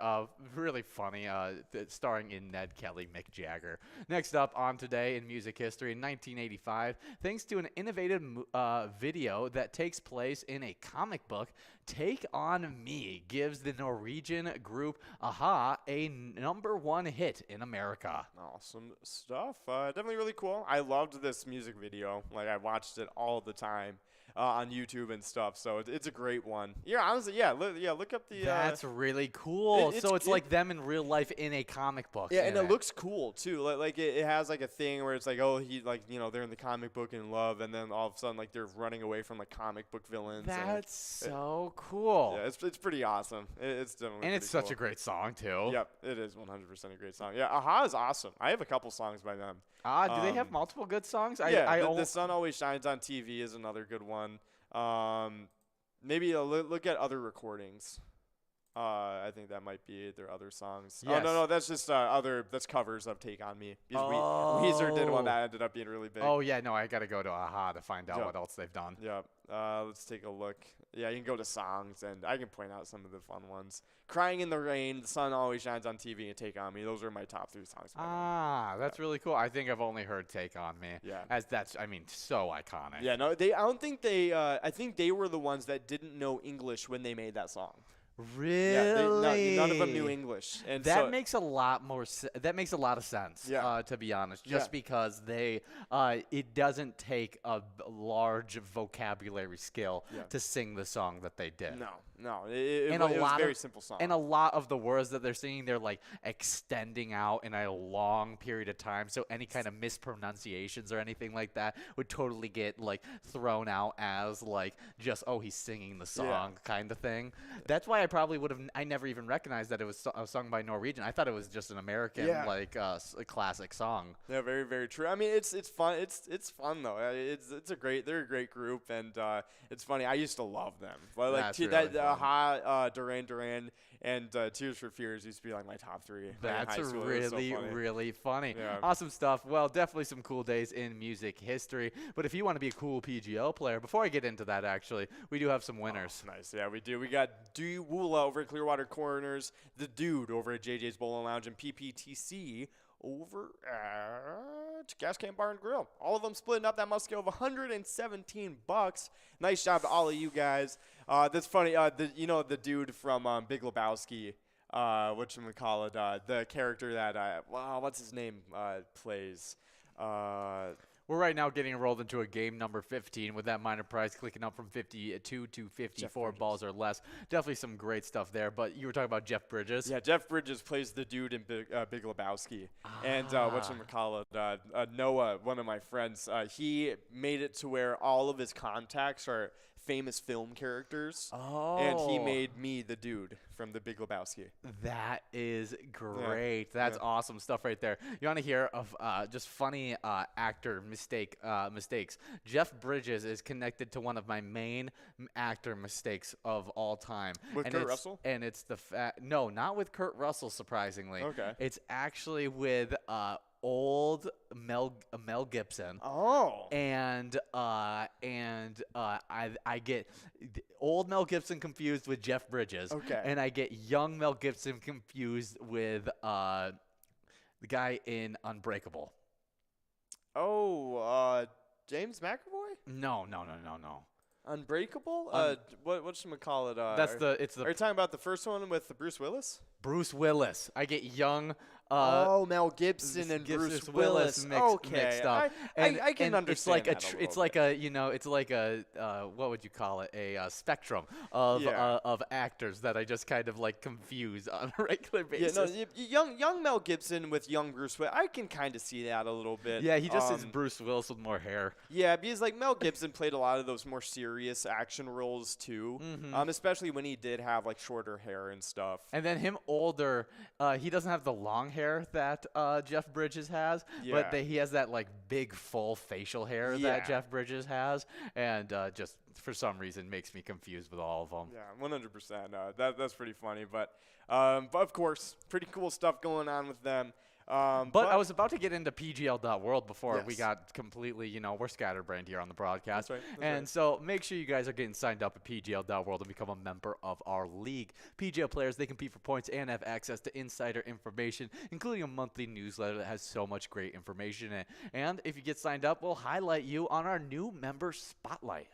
That's right, and we got some of those brand new members right here, starting it off with Blue Frog 12. Then we got Pink Fly 123, Fred Trisha, BJ Palumbo, Andrew Scar, Sparky File, Gina 1440, B Santjair 34, Midnight, Kate, Sham, JLP, and Peterson 27. Yeah, good job to all those players getting signed up, and hopefully we see you in our top 10s. But we do have balls dropping in this game number 14. Yes. Yeah, it's game number 14. Yeah, already game number 14. But as you guys are working on that, the PGL standings, and right now in 10th place, just got bumped back last night from 9th to 10th. We got Keith over at Billy's Rockford with 710,000 points. With 745,000 points, moving up from 10th into 9th, we got Panda over at the Roadside. 8th place is Sarah Honey over at VFW Austin with 814,000 points. With 819,000 points in 7th place, we got Nixon at VFW Roseville. 6th place, getting bumped back all the way back from 4th place to that 6th place spot. We got Bergar over at the Southtown Lanes with 827,000 points. With 841,000 points in 5th place, moving up from 6th, we got Chapster over at Moe's. Getting knocked back from 3rd into 4th, we got Sloppy over at Malone's Bar and Grill with 843,000 points. With 849,000 points, moving up from 5th all the way to 3rd, and was my player to watch out earlier on this week. It was High Ryzen Brizo over at the Underground Bar and Grill. 2nd place is Devoided over at the Roadside with 914,000 points. And then number 1 player is Forget You D at VFW Austin with 1,288,000 points. Definitely a great standings there. But before we get into those locations, we definitely need to watch this prize go out. 100%. Let's take a look. And we are moving past the Mega, Major, and Minor on this one. But we are looking forward to that Must Go 4760. But of course, nice job. We got Hump Day out there, naming the day we're on because, it's a good old Wednesday Hump Day. That is right. Great stuff from the iconic Geico Camel. 100%. But of course, we do have a couple winners. We got Webb over at Heidi's Bar and G. Nick over at Beatles Bar and Grill. Both of them splitting up $47.60. Nice job to Nick and Webb, both splitting that one up. Yeah, we're now getting rolled into a game number 15 with that minor prize clicking up from 54 to 56. This should be some really, really fun stuff. So make sure you guys are getting enrolled and press and play while John starts talking about the PGL location standings. That's right. For these locations of the PGL standings, starting it off in 10th place, we got falling from 9th Corner Bar and Grill in Winstead with 2,218,000 points. 9th place, falling from 5th, is Corner Pocket in Rice with 2,256,000 points. Pretty big loss for Corner Pocket in Rice. 8th place, rising from 10th, we got Cabin Bar in Nicolette with 2,337,000 points. In 7th place, rising from 8th, it's VFW Austin with 2,384,000 points. In 6th place, it's LJ's in Miltona with 2,386,000 points, remaining in 6th place. 5th place, rising up from 7th, is Friendly Buffalo in Big Lake with 2,606,000 points. In 4th place, we got Mabel Liquor Store with 2,613,000 points. In 3rd place, we got VFW Northfield with 2,935,000 points. In 2nd place, it's Poppers in Virginia with 3,058,000 points, but with a pretty decently sized lead. In 1st place, it's Howie Sports Bar and Grill in St. Cloud with 3,897,000 points. Yeah, good job to all those locations and players in those PGL standings. But we now just have 1 minute to get enrolled in this game number 15 of Game Day Bingo. That major prize is got over $5,000 in this game. $5,044 on the major prize, $13,423 on that 46 ball or less mega prize, and 56 balls or less for the over $100 minor jackpot. Should be some really fun stuff, as if the major doesn't go out in this game, it should be clicking up to the next ball count. Awesome stuff. Definitely get enrolled and try and get a chance at these prizes, especially considering that minor. I mean, it's only getting bigger and better from here on out. Yeah, we need some awesome stuff to happen in this game because we're about to talk about some not so awesome stuff. Very true. And our wild news, as we are 0-3 right now in the season, and it's not a good 0-3. No. It has been a pretty rough 0-3, and we've gotten some pretty reasonable efforts from our forward group, but the defense and goaltending is letting the team down, and we have now moved to 0-3 on the season. Evanston even pulled the goalie late, which ended up in our net, ending the game 6-3 against the Avalanche. Yeah, definitely some unfortunate stuff, but I mean, like you were saying earlier, this is the most points we've given up in 3 games at any point in franchise history. Yeah, franchise history. I mean, 7 points, 6 points. 7, back-to-back and 6. 7, and then a 6 point a game against us. Not what you want to see. No. That is 20 points scored against us in 3 games. Yeah. 20 goals. That is not what you want to see out of a team that is known for their defensive prowess. Yeah, very, very true. So it's unfortunate to see. Hopefully we can kind of get back on track. I mean, you got to think. We have Marc-Andre Fleury at the goalpost. We have, talented dudes on defense. It's just like doesn't seem like we really know how to put it together after all these changes we made, in the offseason. Yeah, it definitely is. Well, it does look like Wild winger Jordan Greenway is set to make his season debut against the Canucks this week. And he will slide into his usual spot alongside Joel Eriksson-Ek and opposite winger Marcus Foligno. I just feel like it was such a mistake to get rid of Kevin Fiala. But it's not our offense that's the issue. Like Kevin Fiala is great. He was good on the defense though. He was really good. Yeah, he was part of our grief line, which was insane for a little bit. Yeah. He's a very talented player. So anyways, even his offense creates better defense because he holds onto the puck. He's smart with it. He doesn't make a lot of mistakes and stuff like that. So it's just man, I don't know. I trust what they're doing and all that, but I just feel like that might have been a slip up. You know what I mean? But you also got to think about how he did want money, and we also wanted to go young. We want to this may be a step back season to we might be we're worse than we were last season, but 3 years from now we are going to have a championship level team kind of thing. That's not what you want to hear out of an organization, but we do have Jay Bird over at Herbie's Bar in Flensburg taking home that $52.90 must-go prize. Good job to Jay Bird. I don't know. You're looking at Kevin Fiala. He's 26 years old. Yeah, he is young, and Matt Dumba was 28. That's who they wanted to keep over Kevin Fiala to pay Matt Dumba. Yeah, so there's not a real great reason outside the fact that we wanted to be good on defense, and we're not that great on defense this year. Yeah. And so it's not working out in the way that we're hoping for. Hopefully it's just beginning of the season jitters and it's young players struggling in the beginning of the season because they're just getting their NHL legs going kind of thing. But man, Kings are looking good though. He's looking good for the Kings. Yeah, he has looked really nice for the Kings. Let's see. How did he do in that one? Man, he had 3 points. He had 2 assists and a goal against it. He was the leading scorer on the team. Yeah, we loved talking about that later last week. It was not fun to talk about him being Kevin Fiala.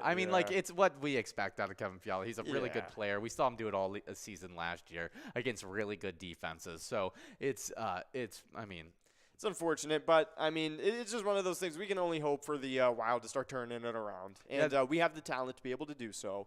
So it's just one of those things we have to wait until, we can get it going, I guess. Yeah, they also elevated Marco Rossi into the Wild lineup after a healthy scratch. Okay. So we'll be getting Marco Rossi and Jordan Greenway back for this game against the Canucks. Kind of give us familiar faces. Yeah, give us that a little bit more of what we know, and we can see them get back and help that defense out. Even if they're not on the defensive end, they'll help out the offense to make less mistakes. Yeah, they're just good parts, a good players part of the system. Exactly. They know the team. So it's getting those guys with a little bit more experience out there. And so hopefully this can help out the defense, especially as we take on the Canucks, which I think they are not as great of a team. I don't think they're having the best start to the season. I don't think so either. I think they were pretty bad last year too. Let's check it out. Yeah, 0-3-1. Yes. So they have a slightly worse or better record, mattering on how you look at it. Slightly worse with the overtime loss. Just because they have one more. I forget overtime wins go to your win column, and overtime losses go to your overtime loss column. It's just so weird. It's such an interesting way to do it. Yeah, it definitely is. But I guess it is different than a regular loss. You get through all the normal periods of the game. You know what I Yeah. mean? And then you get to overtime, Yeah. which it's And you guys were probably equal heading into the final period of Yeah. regulation. Yeah. Kind of thing. So I guess it makes sense to me, but It does. It just doesn't do. It works so much differently in every other sport. So it's just a weird concept. yeah, it definitely is. But yeah, they're not having the best season either. So if there's any game that can give us a little pick me up to go into a little bit better stretch of the season, it's this one Thursday. Wild taking on the Canucks at 7 p.m. Should be some really fun stuff. 100%. You know what's funny about Canadian teams is I was actually talking to my girlfriend who's Canadian about this, and she was pretty into hockey when she was in Canada. So and she has family that's like very much into hockey. Oh yeah. And so like she has a pretty good idea of like Canadian hockey kind of thing. And I was talking to her about it the other day because we were talking about hockey, and she was saying like. Even though, like, because I know how successful teams are. Like, I know the Canadians are, like, the best team ever in the NHL. Yes, I mean, they won almost every year in the 1900s and continued even a little bit into the 2000s. And it's funny because they're not even, like, top 2 most popular team in Canada. Really? Yeah, no, like, the Maple Leafs are by far the most popular. And then you kind of get over into the Alberta part of Canada, and then the Calgary Flames are the most popular. But overwhelmingly, it's the Maple Leafs, and then you get to the Flames, and then you get to the Canadians. That's really cool stuff. And it's funny because it's the Montreal Canadiens. Not a lot of Canadian people like people in Quebec. Yeah. So it's like, I mean, it's just not a very liked team, like all across Canada. That is funny. Yeah, no, it's really funny. But they are dang good at hockey, though. They definitely are. That's true. Well, hopefully our Wild team can look dang good against those Canucks 100%. tomorrow. And you guys can send some luck out to them playing the great E-Tab game. Let's go Wild. Even check out the Slapshot bonus round to take home some great prizes. Oh, yes, indeed. But, of course, we do have Chuck over at the Old Mill taking away that must go at 55.90. Nice job to you, Chuck. That was a very nice must go to take away. But before we move off from our Minnesota Wild, what player on the defense are you looking to step up the most? Let's take a look. I want to take a look at all. I think mine. I don't even need to look at it. Okay. So while you're looking it up, I can just tell you right off the bat, Marc-Andre Fleury. That's a pretty easy selection. He is a veteran. He is a guy that we are hoping that is going to be a solid piece of that defense. When everything goes Wild, we were expecting Marc-Andre Fleury to be the he kept the ship steady kind of deal. And we haven't seen that from him. Now, we do see very often in sports where older players, they take a little bit more to get going in the season. And I'm hoping that's just the case for Marc-Andre Fleury, is that he's just having a little bit of a rough start to the season. And he'll get back to his old, shutting down the goal kind of play in just a little bit. But I think it's also due to the fact that we just need better defense in general. But Marc-Andre Fleury as a whole just needs to get better. 7 goals on us, even if it was a sip of a defense, he should be able to keep it under 7 goals. Yeah, no, I 100% agree. I think mine kind of is going to contradict yours a little bit. Okay. I think for my player that I want to step up, I want Philip Gustafsson to step up. Okay. I think I want him to realize this opportunity coming in as a first-year goalie, seeing Marc-Andre Fleury of all people struggle. Yeah. He should be so incensed seeing that and being like, I'm going to step up. I'm going to become the starting goalie now. Like, I'm going to prove myself as a young dude and come and take this job. You know what I mean? That would be awesome to see it. Try and be like, all right, I'm just going to go on a tear. Yeah, I'm really hoping that that could happen as well. Yeah. I mean, either way, we just need some solid goalie play, and just for all of our defense to improve, and that starts right at the goalie position. No, I know, 100%. We do just have 45 seconds to get enrolled in this game number 17 of the broadcast, and that minor prize is clicked up from 58 to 60 balls or less. Should be some really nice stuff, as it is sitting at $355, $56 right now. That minor prize is at 53 balls or less. You take home $5,181, and then that mega prize is sitting at $13,560. 100%. Definitely getting rolled. Only a few seconds left to do so. But of course, You guys already know. We got that we got that game tomorrow against the Canucks, but definitely we have teamed up with the Minnesota Wild for that game. It's always a lot of fun. Check it out. Love Let's Go Wild. It's great. So good. We had to highlight it twice. 100%. Why not? Check it out. Do it now. But It is a course, super fun E-Tab game. I mean, who doesn't want to try out a slap shot bonus? Exactly. And I feel like just the fact that we have partnerships with all the sports teams just add that extra level of coolness and like officialness to the. You know what I mean? I Like agree. it's just like I okay, agree. like I'm actually playing a Vikings E-Town game. I know. It's awesome. It's Yeah. awesome stuff. It's Exactly. super cool. What else is cool is fishing in Minnesota because you guys got so many lakes. We're checking in with Preston, Lanesboro, Southeast Minnesota Trout Stream. And this is coming from October 9th, done by Explore Minnesota. And as of October 9th, the DNR stream flow reports showed a variety of conditions from southeastern Minnesota streams. Okay. Some streams had a minimal flow, others had a normal flow, and some streams in the far southeast corner were running high as October 5th. Fisheries staff notes that most streams were in excellent condition and running clean with normal flows. Trout were spawning in some streams. Blue-winged olives were observed coming off of the water. I've never heard of those blue-winged olives. That sounds awesome. Oh, so they're little like fish flies.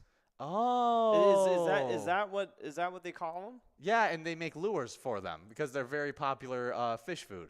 Interesting. Yes. So that I've never heard them called blue wing olives. Yeah, I've never heard them called that either. That's funny. Yeah, we call them fish flies in Michigan. I don't know if that's a local or maybe they call them fish flies too over there. I wonder if they're different. I don't know. Yeah, let's take a look. So you got the blue wing olive. I'll keep that. I'll keep that in this. And then I'll look up fish flies, see if they're different. Yeah, just try and figure that out. We are coming down to the last few balls to try and give this out. Last ball right here, 60. And we gave it out, $355 going out to Kyle over at Lismore Bar and Grill. Great job, Kyle, on that jackpot. We are now working on an $81 must-go prize, but I mean $355 going out to you. Really, really good stuff. But $81 on the must-go prize, only growing into this next game, so make sure you guys are getting enrolled, press and play. Should be over $100 on a must-go when you guys get into this. 2 minutes to get into it. And then, I mean, not to mention that the major prize is sitting at 53 balls or less to take home $5,214. Really, really exciting stuff. 100%. But for this next game, we are going to be taking a quick break. So we'll be back for the next one. See you guys in a second.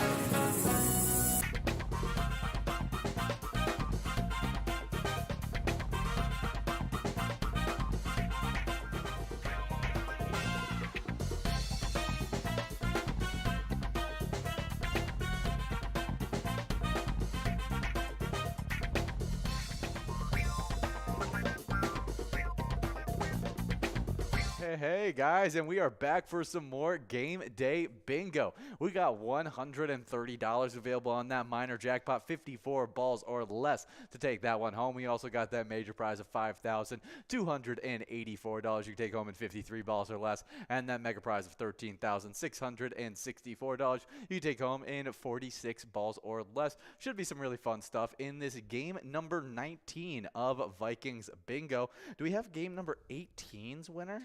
Yeah, actually, I do have it right here. It was Emily over at Lucky's Tavern taking away $133 on that must-go. Awesome stuff. Not too shabby to Emily. That was a great must-go to be able to take away. Oh, yeah, but if you're taking home great must-goes, you're taking home big jackpots, or you're just having a great time playing pilot games, maybe playing your favorite E-Tab, we'd love to see a player picture of it. You guys can share those player pictures by sharing them on any of your social media with the hashtag PilotGames, direct messaging us on Facebook, or by emailing them to jackpots@pilotgames.com. Always a great way for us to be able to find those. Yeah, 100%. So definitely send them in. We love seeing them. But, of course, we do have some great Vikings news to get into. I mean, we're 5-1 on the season now. Ooh. Going into the bye week, our Vikings punter, Ryan Wright, he was insane. He punted 10 times in Minnesota's 24-16 win at Miami on Sunday, averaging 44.1 yards per boot, which is insane, 43.9 net yards. And yeah, I mean, Wright became the second Viking this month to win NFC Special Teams Player of the Week, following Greg Joseph's London performance against the Saints. I think it was like 5 of 5 field goals. Yeah, and it was a really great performance. He missed 1 PAT, I think. Yeah, it was really impressive. But before Greg Joseph, the most recent Viking, still on the team by the way, was running back return specialist Kenny Nwangwu. He received the honor after a big Week 9 performance in Baltimore last season. I'm pretty sure he got that return touchdown and also had like a lot of yards returning too. Yeah, did a really good game. But we do have Chuck over at the Old Mill taking home $51.60 on that must-go prize. Great job to you, Chuck, as we are about to get enrolled into a game number 20 of Game Day Bingo. Only 4 more opportunities to take home these prizes, so hopefully you're getting enrolled and pressing play. 100%. But of course, Vikings head coach Kevin O'Connell credited Ryan Wright and the entire special teams for helping Minnesota improve to 5-1 before this week's bye. Yeah, I mean it was the biggest winner for our defense the entire game. They were able to get us in really good field positioning, even though our offense we put up 24 points, but did not function the way we want, as we had way too many 3-and-outs in that game. Pretty much every single time we actually put a drive together, we put up points on the board, but just missed out on getting any kind of first downs outside of that, and so we need to be a little bit better than that. We were punting it amazingly, but we can't expect amazing punts like that all the time, and so we definitely want to see that improve. But it is a skill to win close games. It is a skill to win close games, and the Vikings definitely have that skill. They continually prove it. This was not as close of a game. We were playing with a lead the entirety of the game, but all the games before this that we've played in, it's all been close wins for us, and so it's definitely been an impressive season so far. And each week we see a little bit more of the offense, a little bit more of the defense come along, and they look just better. And the fact that we're getting better each week and we have so much room to improve, and we're 5-1 is just, I mean, really good stuff. 100%. So definitely looking good. I mean, like, honestly, like, you just see every single week we're starting to improve in every kind of facet of the team and that sort of thing. Oh yeah, and then of course, something that happened today, just recently, we found out there's a lot of rumors. Apparently, OBJ, his favorite location to go to is now going to be the Vikings. Yeah, and I think that would be a perfect landing spot for not only the Vikings to get a guy like that, but for OBJ to get to a place like the Vikings. It's a very similar landing spot that he had with the Rams, except for Justin Jefferson can play more outside wide receiver, and you might get and Odell might get a few slot reps to get some easy catches, just because Justin Jefferson's a more dominant outside wide receiver than Cooper Kupp is. But just really, really cool stuff. I think it would be a very cool one. Odell has always shown a liking to Justin Jefferson as well. They have a video of him after the national championship game. You see Justin Jefferson wearing Odell Beckham T-shirts all the time and Yeah. stuff like that. Odell Yeah. wears Justin Jefferson T-shirts all the time. That's right. And so it feels like, the relationships are there. Kevin O'Connell too. And also, like, that was a big portion of why I was pushing for it, and the fit for OBJ works well, is that Kevin O'Connell is right from that Rams offense. Yeah. He brought the Rams offense over there. Obviously. We saw OBJ thrive so well Yeah. in that Rams offense just a year ago before his injury. I have no doubt that he could come back and be a very productive wide receiver in that same offense. Yeah, no, 100%. And the fact that, like, oh my gosh, he would just be so good with all these other great receivers drawing away, like, the attention and stuff.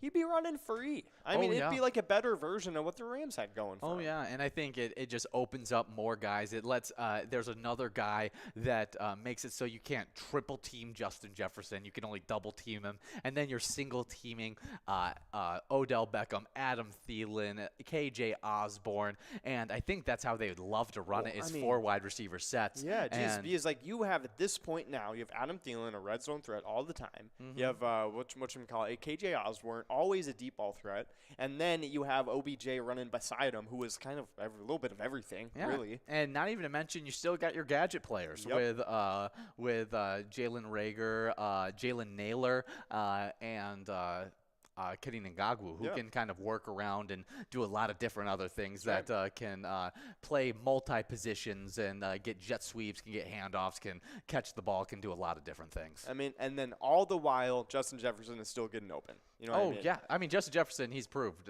He's proved at this point that we can. We're not as worried as we were after that Eagles and Lions game that we saw. Yeah.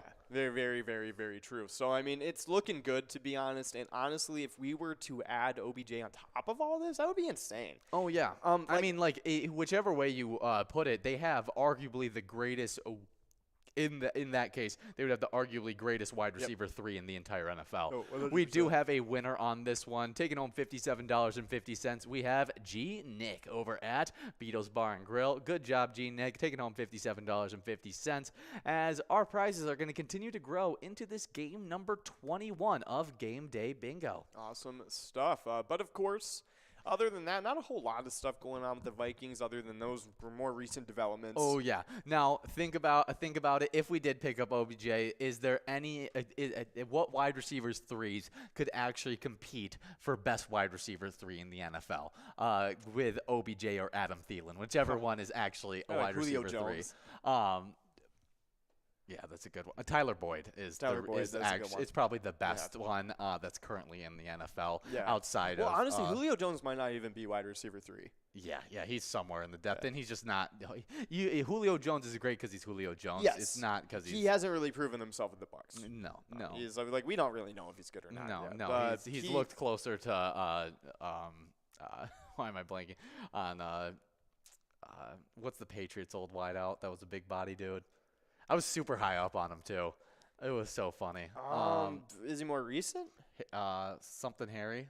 N'Keal Harry. N'Keal Harry. yeah. N'Keal Harry. He's kind of been just as good as N'Keal Harry has. He's seriously. just not been too good. No. So he's a great player, but the injuries just got to him, and it is understandable. The dude literally had so many major injuries. and wide receivers don't last a long time in the NFL. Like you can't. It's not like quarterbacks, not like kicker. You can't survive for forever as a wide receiver in the NFL. Especially when you're the type of wide receiver that he is. So You know what I physical, mean? so very, physical. very physical. I mean, DeAndre Hopkins, I wouldn't be surprised if he continues to be good. For a little bit just longer. because he's that route running. Yeah.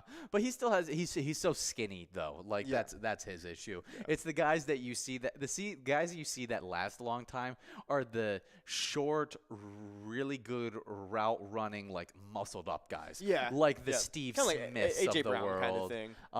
AJ Brown. You got. But A.J. Brown's too physical of a route runner to do that. He's Wes trucking Welker. dudes, Wes Welker was a running back getting catches, like out of the slot position. Yeah. I mean, players like Amon-Ra and Cooper Kupp. Well, I don't know about Amon-Ra. He kind of gets a little bit more physical than Cooper Kupp does. Yeah, Cooper Kupp is a similar wide receiver to that, where really strong, like built dude that runs good routes, somehow avoids contact all the time, and is getting a lot of arm tackles. I was gonna say Amon-Ra, and then I remember that play like a week or two ago where he like literally blocked for Jamal Williams. Yes. And I was like, and I said Steve Smith, but like Steve Smith was super physical as well. But when he actually got the ball in his hands, he was hard to get a grip on. Yeah, so he was a little bit more physical in the way he'd take his gloves off and start punching you. I love Steve Smith, okay? So he's the greatest wide receiver of all time, mentality-wise. Greatest hands of all time. Awesome. He actually said in Cooper Kupp's draft that he liked Cooper Kupp the most. Interesting. Out of all the wide receivers. Very interesting. A guy who, I mean, nobody considered Cooper Kupp the best wide receiver in that draft. When was he taken? Was he taken really, like the really second late. While you look that up, we got a game happening Sunday, October 30th. Cardinals versus Vikings at 12 p.m. We're going to be home at Vikings Stadium, and you guys can pick out e-tip boards for that game if you go over to your sports link on the Player Connect app. It's super random, it's super fun, and you can earn PGL points while doing it. You guys can also play the great e-tab game Vikings Victory and pick a letter in the Skull bonus to see if you can win some great prizes. Right. So actually, Cooper Kupp was taken in the 3rd round. He was taken 69th overall in 2017. Okay. And they had 6 receivers taken ahead of him. Okay. Yeah. So it was John Ross. I mean, come on, that's an obvious one to be honest. Yeah, fastest 40 time of all time. John Ross. You have Zay Jones. He went to the Buffalo Bills at number 37 overall. He's pretty good. Curtis Samuel went to the Panthers. He was a big overall. recruit. I know he was huge because he was just so fast out of Ohio State. Yep. And he's been pretty decent. In the Corey NFL. Davis was insane at Western Michigan. Yeah. He went number 5 overall. Yeah, he was really, really impressive. Listen, Mike Williams, number 7 overall with the Chargers. I mean, he's been pretty good too, to be honest. He's a really talented receiver, but not Cooper Kupp. And then number 1, Juju Smith-Schuster. They took him at number 62 overall. Pittsburgh Steelers could have had Cooper Kupp right there. Yeah, Juju was one of those guys that he actually fell back in the draft as well. Due to his 40 time. Interesting. Because people didn't think they thought he was too slow for the NFL. I mean, to be fair to Juju though, like he is a talented receiver, and he did really well with the Pittsburgh He's Steelers. super strong and has good hands. That's what helps him out. We do have Emily as well as Maddie. Both of them are splitting up a $73.30 must-go prize. Good job to both of our winners in this game, as we are now getting into a game number 22 of Game Day Bingo, and that minor prize is clicking up from 58 to 60 balls or less. This should be a really fun one. Yeah, actually, and you know what's funny? Juju Smith-Schuster is actually by far the best receiver out of all these dudes. Except for Cooper Kupp. Yeah. The whole league ahead of all even of them. if you're making like Mike Will's definitely better than Juju right now.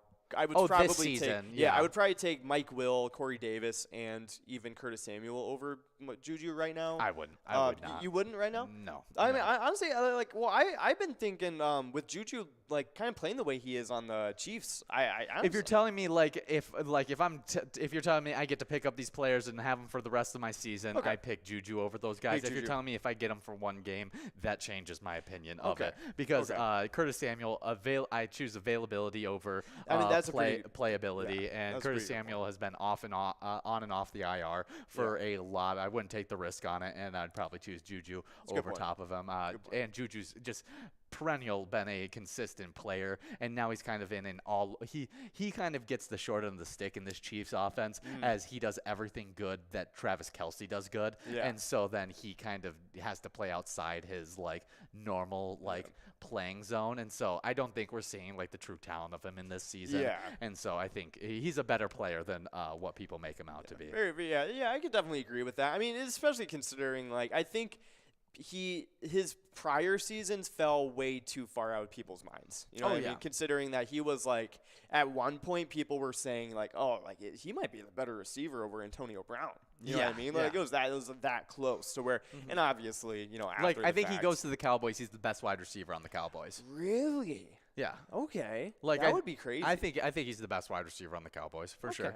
Okay. For sure. I mean, CeeDee Lamb's really good. He's super talented. He's more talented than Juju. There's a lot of players more talented than Juju Smith-Schuster, but Juju's a better player than most of those players. And you have to think who was Dak's favorite target before? Amari Cooper, who's closer to Amari Cooper than any of those other wide receivers. Juju Smith-Schuster, he just loses that bit of speed that Amari Cooper has. Exactly. So I mean, hey, that'd be pretty interesting to see. But of course, all of those dudes selected after or before Cooper Kupp, which is pretty interesting. Yeah, but we do have some celebrity birthdays to get into as you That's guys right. are getting into game number 22 of Game Day Bingo. First one up is born in 1873. We got Jabe Eden, a Dutch athlete who was a world cycling champion gold 10K cyclist in 1894 in the World Cycling Championship Sprint edition. He won it in 1895 and was the World Speed Skating Championship gold all around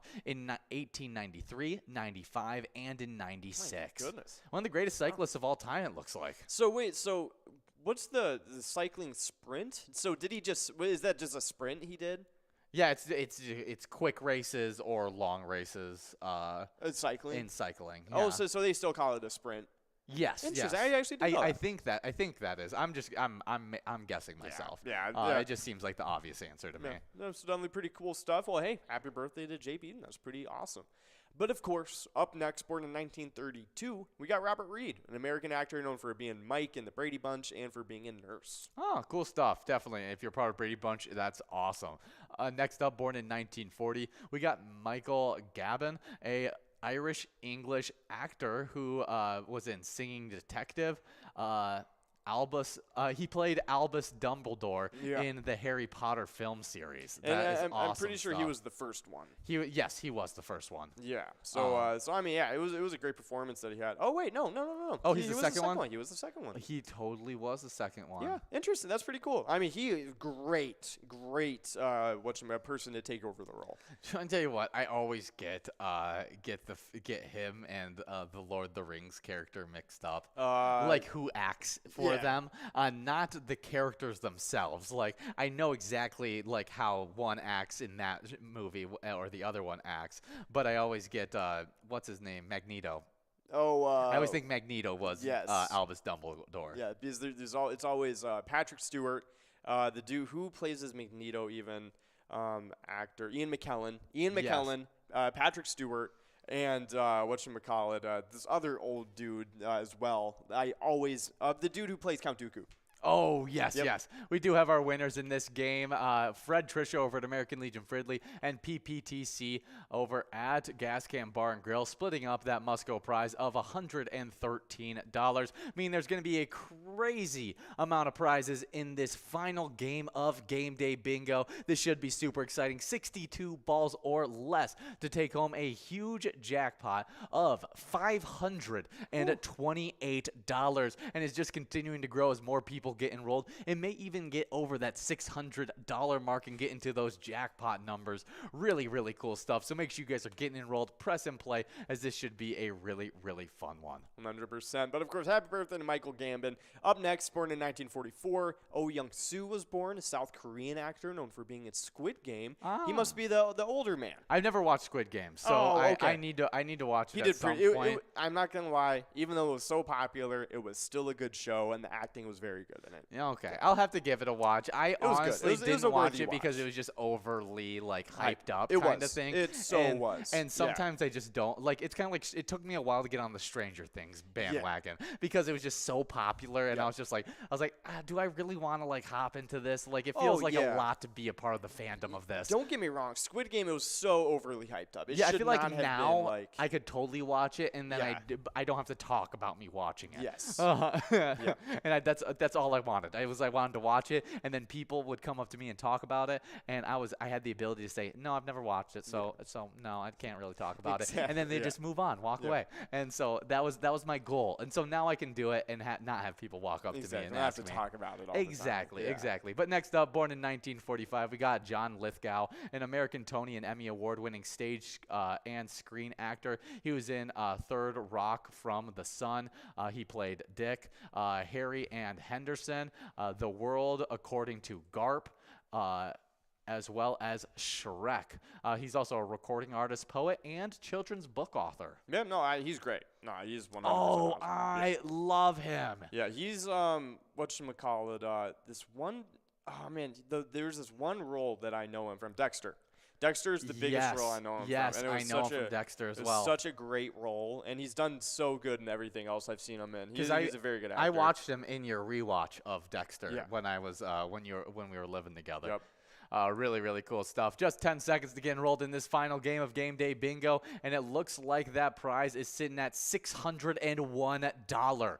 Huge stuff. You're going to be able to get into that jackpot list by taking this one home. 62 balls or less, $601.16. This should be some awesome stuff, not to mention the 53 ball or less major prize, which is looking great, and that 132 must-go prize. All of it should be some awesome stuff, but we got to speed through some celebrity birthdays. Born in 1948, we got Patrick Simons, an American rock guitarist and songwriter. He's a part of the Doobie Brothers, did Blackwater. Awesome stuff. Born in 1962, we got Evander Holyfield, American boxer, Olympic bronze winner in 1988, and world champion through 1990 through 92. And his kid is in the NFL, or was.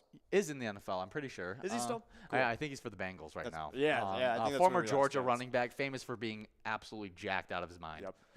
Next up, born in 1966, John. Do you know how to say his last I think name? it's Farvo. Farvo, really big time actor and screenwriter. He screenwrote for Swingers and was a director for Elf, Iron Man, and The Mandalorian. Is very famous for being Happy in Iron Man. Yes, he's pretty talented. I like all the work he does. But up next, born in 1969, Trey Parker, American animator, producer, actor, and composer, known for South Park and the Book of Mormon. Okay.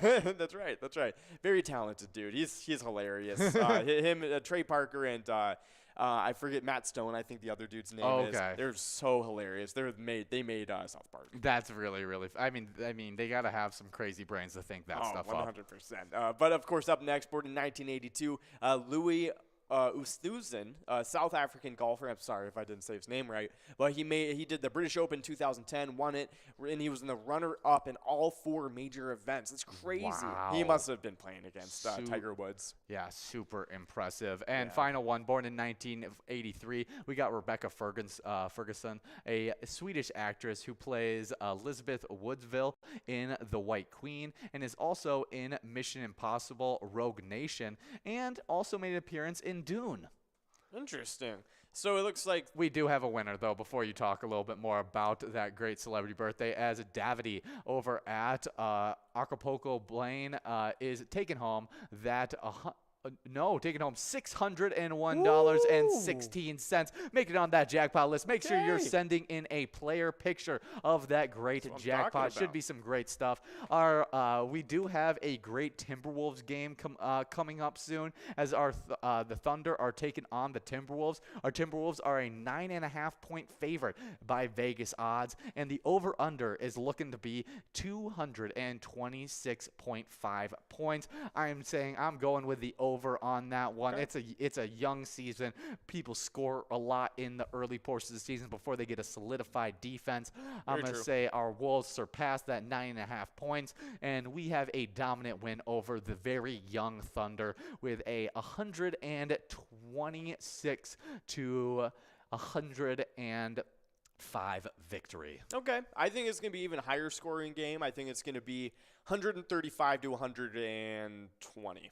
Okay. Yeah. Okay. Because I think, honestly, the Thunder are very talented. I think they know how to get a bucket. They're just so young that it's like I don't think they can guard anybody. I chose lower just because Rudy Gobert. Oh, 100%. Purely for regular season Rudy Gobert. The thing with the Thunder is I think that they're going to be running through most of their guard tandems. You know what I mean? With Shea Gilgeous is going to be playing for sure tonight. They're actually a great matchup for us, as they got a bunch of big guards and people who can match up with our bigger lineup that we put out there. Yeah. So they can focus the offense a little bit more through the guards rather than through their forwards. Mm-hmm. Well, they have talented forwards. Their guards is more where they are talented, I feel like. Yeah, at least they don't have a great power forward. My gosh, thank the Lord Chet Holmgren is out. Yeah, because I did not want to see Karl Anthony Towns guarding Chet Holmgren. Holmgren, just because, not because I don't believe that he could do it, No, but Chet just Holmgren in just case, matches up against him so just well. in case Chet Holmgren is actually just he's actually good. He is that guy. Yeah. Like, I would not like to see the season start off with Chet Holmgren's coming out show. No, like 35 points in debut. Yeah.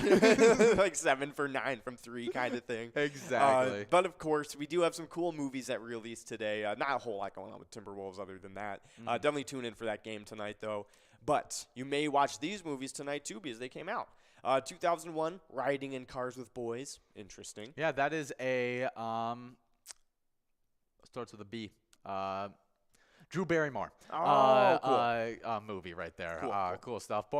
Next up in 2012, Paranormal Activity 4 came out. I'm a huge fan of the Paranormal Activities just because it got me into the horror movie genre. It's light enough that that a little like middle schooler can enjoy it, but still get like very freaked out by it, but not freaked out enough that you're freaked out by like it every. doesn't have scarring things. You know what I mean? Yeah, like I watched Insidious when I was in middle school, and like every single movement that happened in my house, like every creak in the house, I was like, like it was demons. Like I actually had a horrible time after watching that movie. Paranormal Activity, definitely not like that. And in 2018, Halloween came out. Yeah, that's a good slasher one, Yeah. but definitely pretty cool stuff going on. We do have a fun This Day in History. Let's see. Oh yeah. It's a serious one, but it is a serious one, but. Victory for Americans, at least. Yes, it is. But, of course, it was the end to the American Revolution. And, of course, with the British General Lord Cornwallis, he was hopelessly trapped at Yorktown, Virginia, and he surrendered his 8,000 British soldiers and seamen to a larger Franco-American force, effectively bringing an end to that American Revolution. Yeah, definitely a big-time thing in the history of America and just progression in this country. We do have a bunch of players one ball away on that $10 Musco prize. And as you guys are working on it, we got a player spotlight, Julie Y. over at the Rockin' A, who took home $46,954. And over at the Rockin' A, they're supporting the Knights Rider Snowmobile Club. Their mission is to promote a lawful and safe practice of our sport no matter where you ride. They hope that their dedication to the sport of snowmobiling influences others to act responsibly and join a snowmobile club. That's right, but we do have a winner. Fred Trisha over at American Legion Fridley taking it away, and 11, 14, and 66, and 69 for your 4 lucky numbers. Congrats to Fred Trisha taking away the last win on that one. We'll see you guys very soon for that Wild Wednesday games. Be back soon. But remember, whenever you play Pilot games, your community wins. See you guys in a second.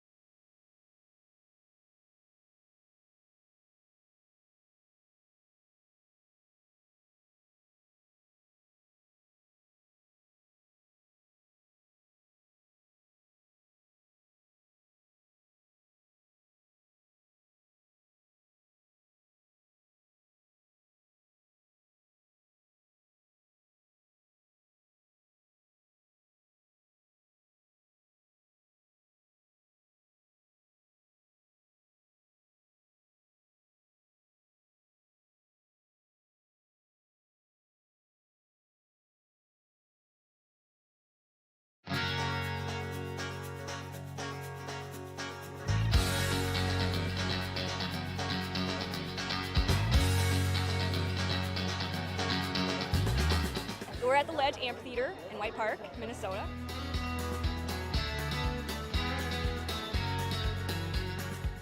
I saw the Blues Brothers 2 years ago with these guys. Blues Brothers 2 years ago was a lot of fun. Prior to that, it was the Beach Boys, and with John Stamos, it was awesome. I have never been to a PyCon event before. This is my first time, and I am loving it.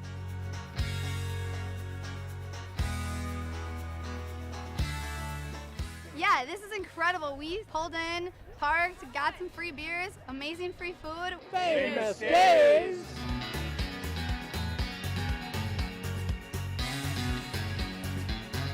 Hey everyone, Famous Dave here, smoking up the best ribs in America.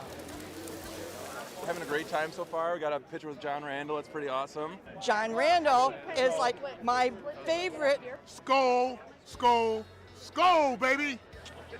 Really cool seeing John Kriesel. Really cool listening to him talk and his story. This is my first PyCon, and I've had a blast.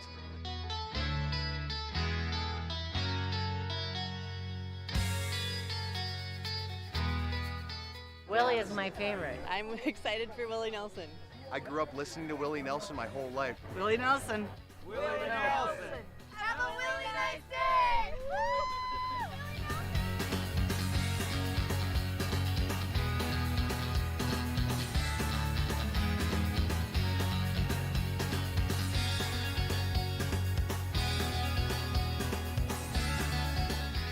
The entertainment, the people watching, cocktails, t-shirts. Drink and eat and be with everybody. Fabulous experience. Either way, I don't know why you would miss this. That's all I gotta say. He said we're making sure to come every year. Get your butt here, man.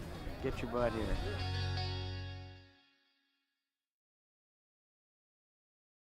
Come on, let's get stinking rich! Smell you later.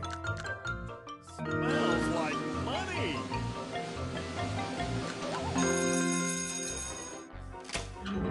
Five free plays awarded. That smells wild.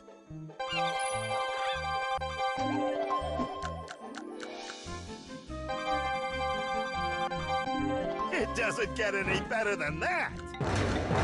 Smells like a big one.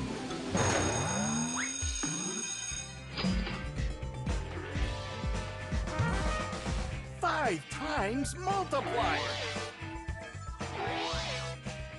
It's raining cash.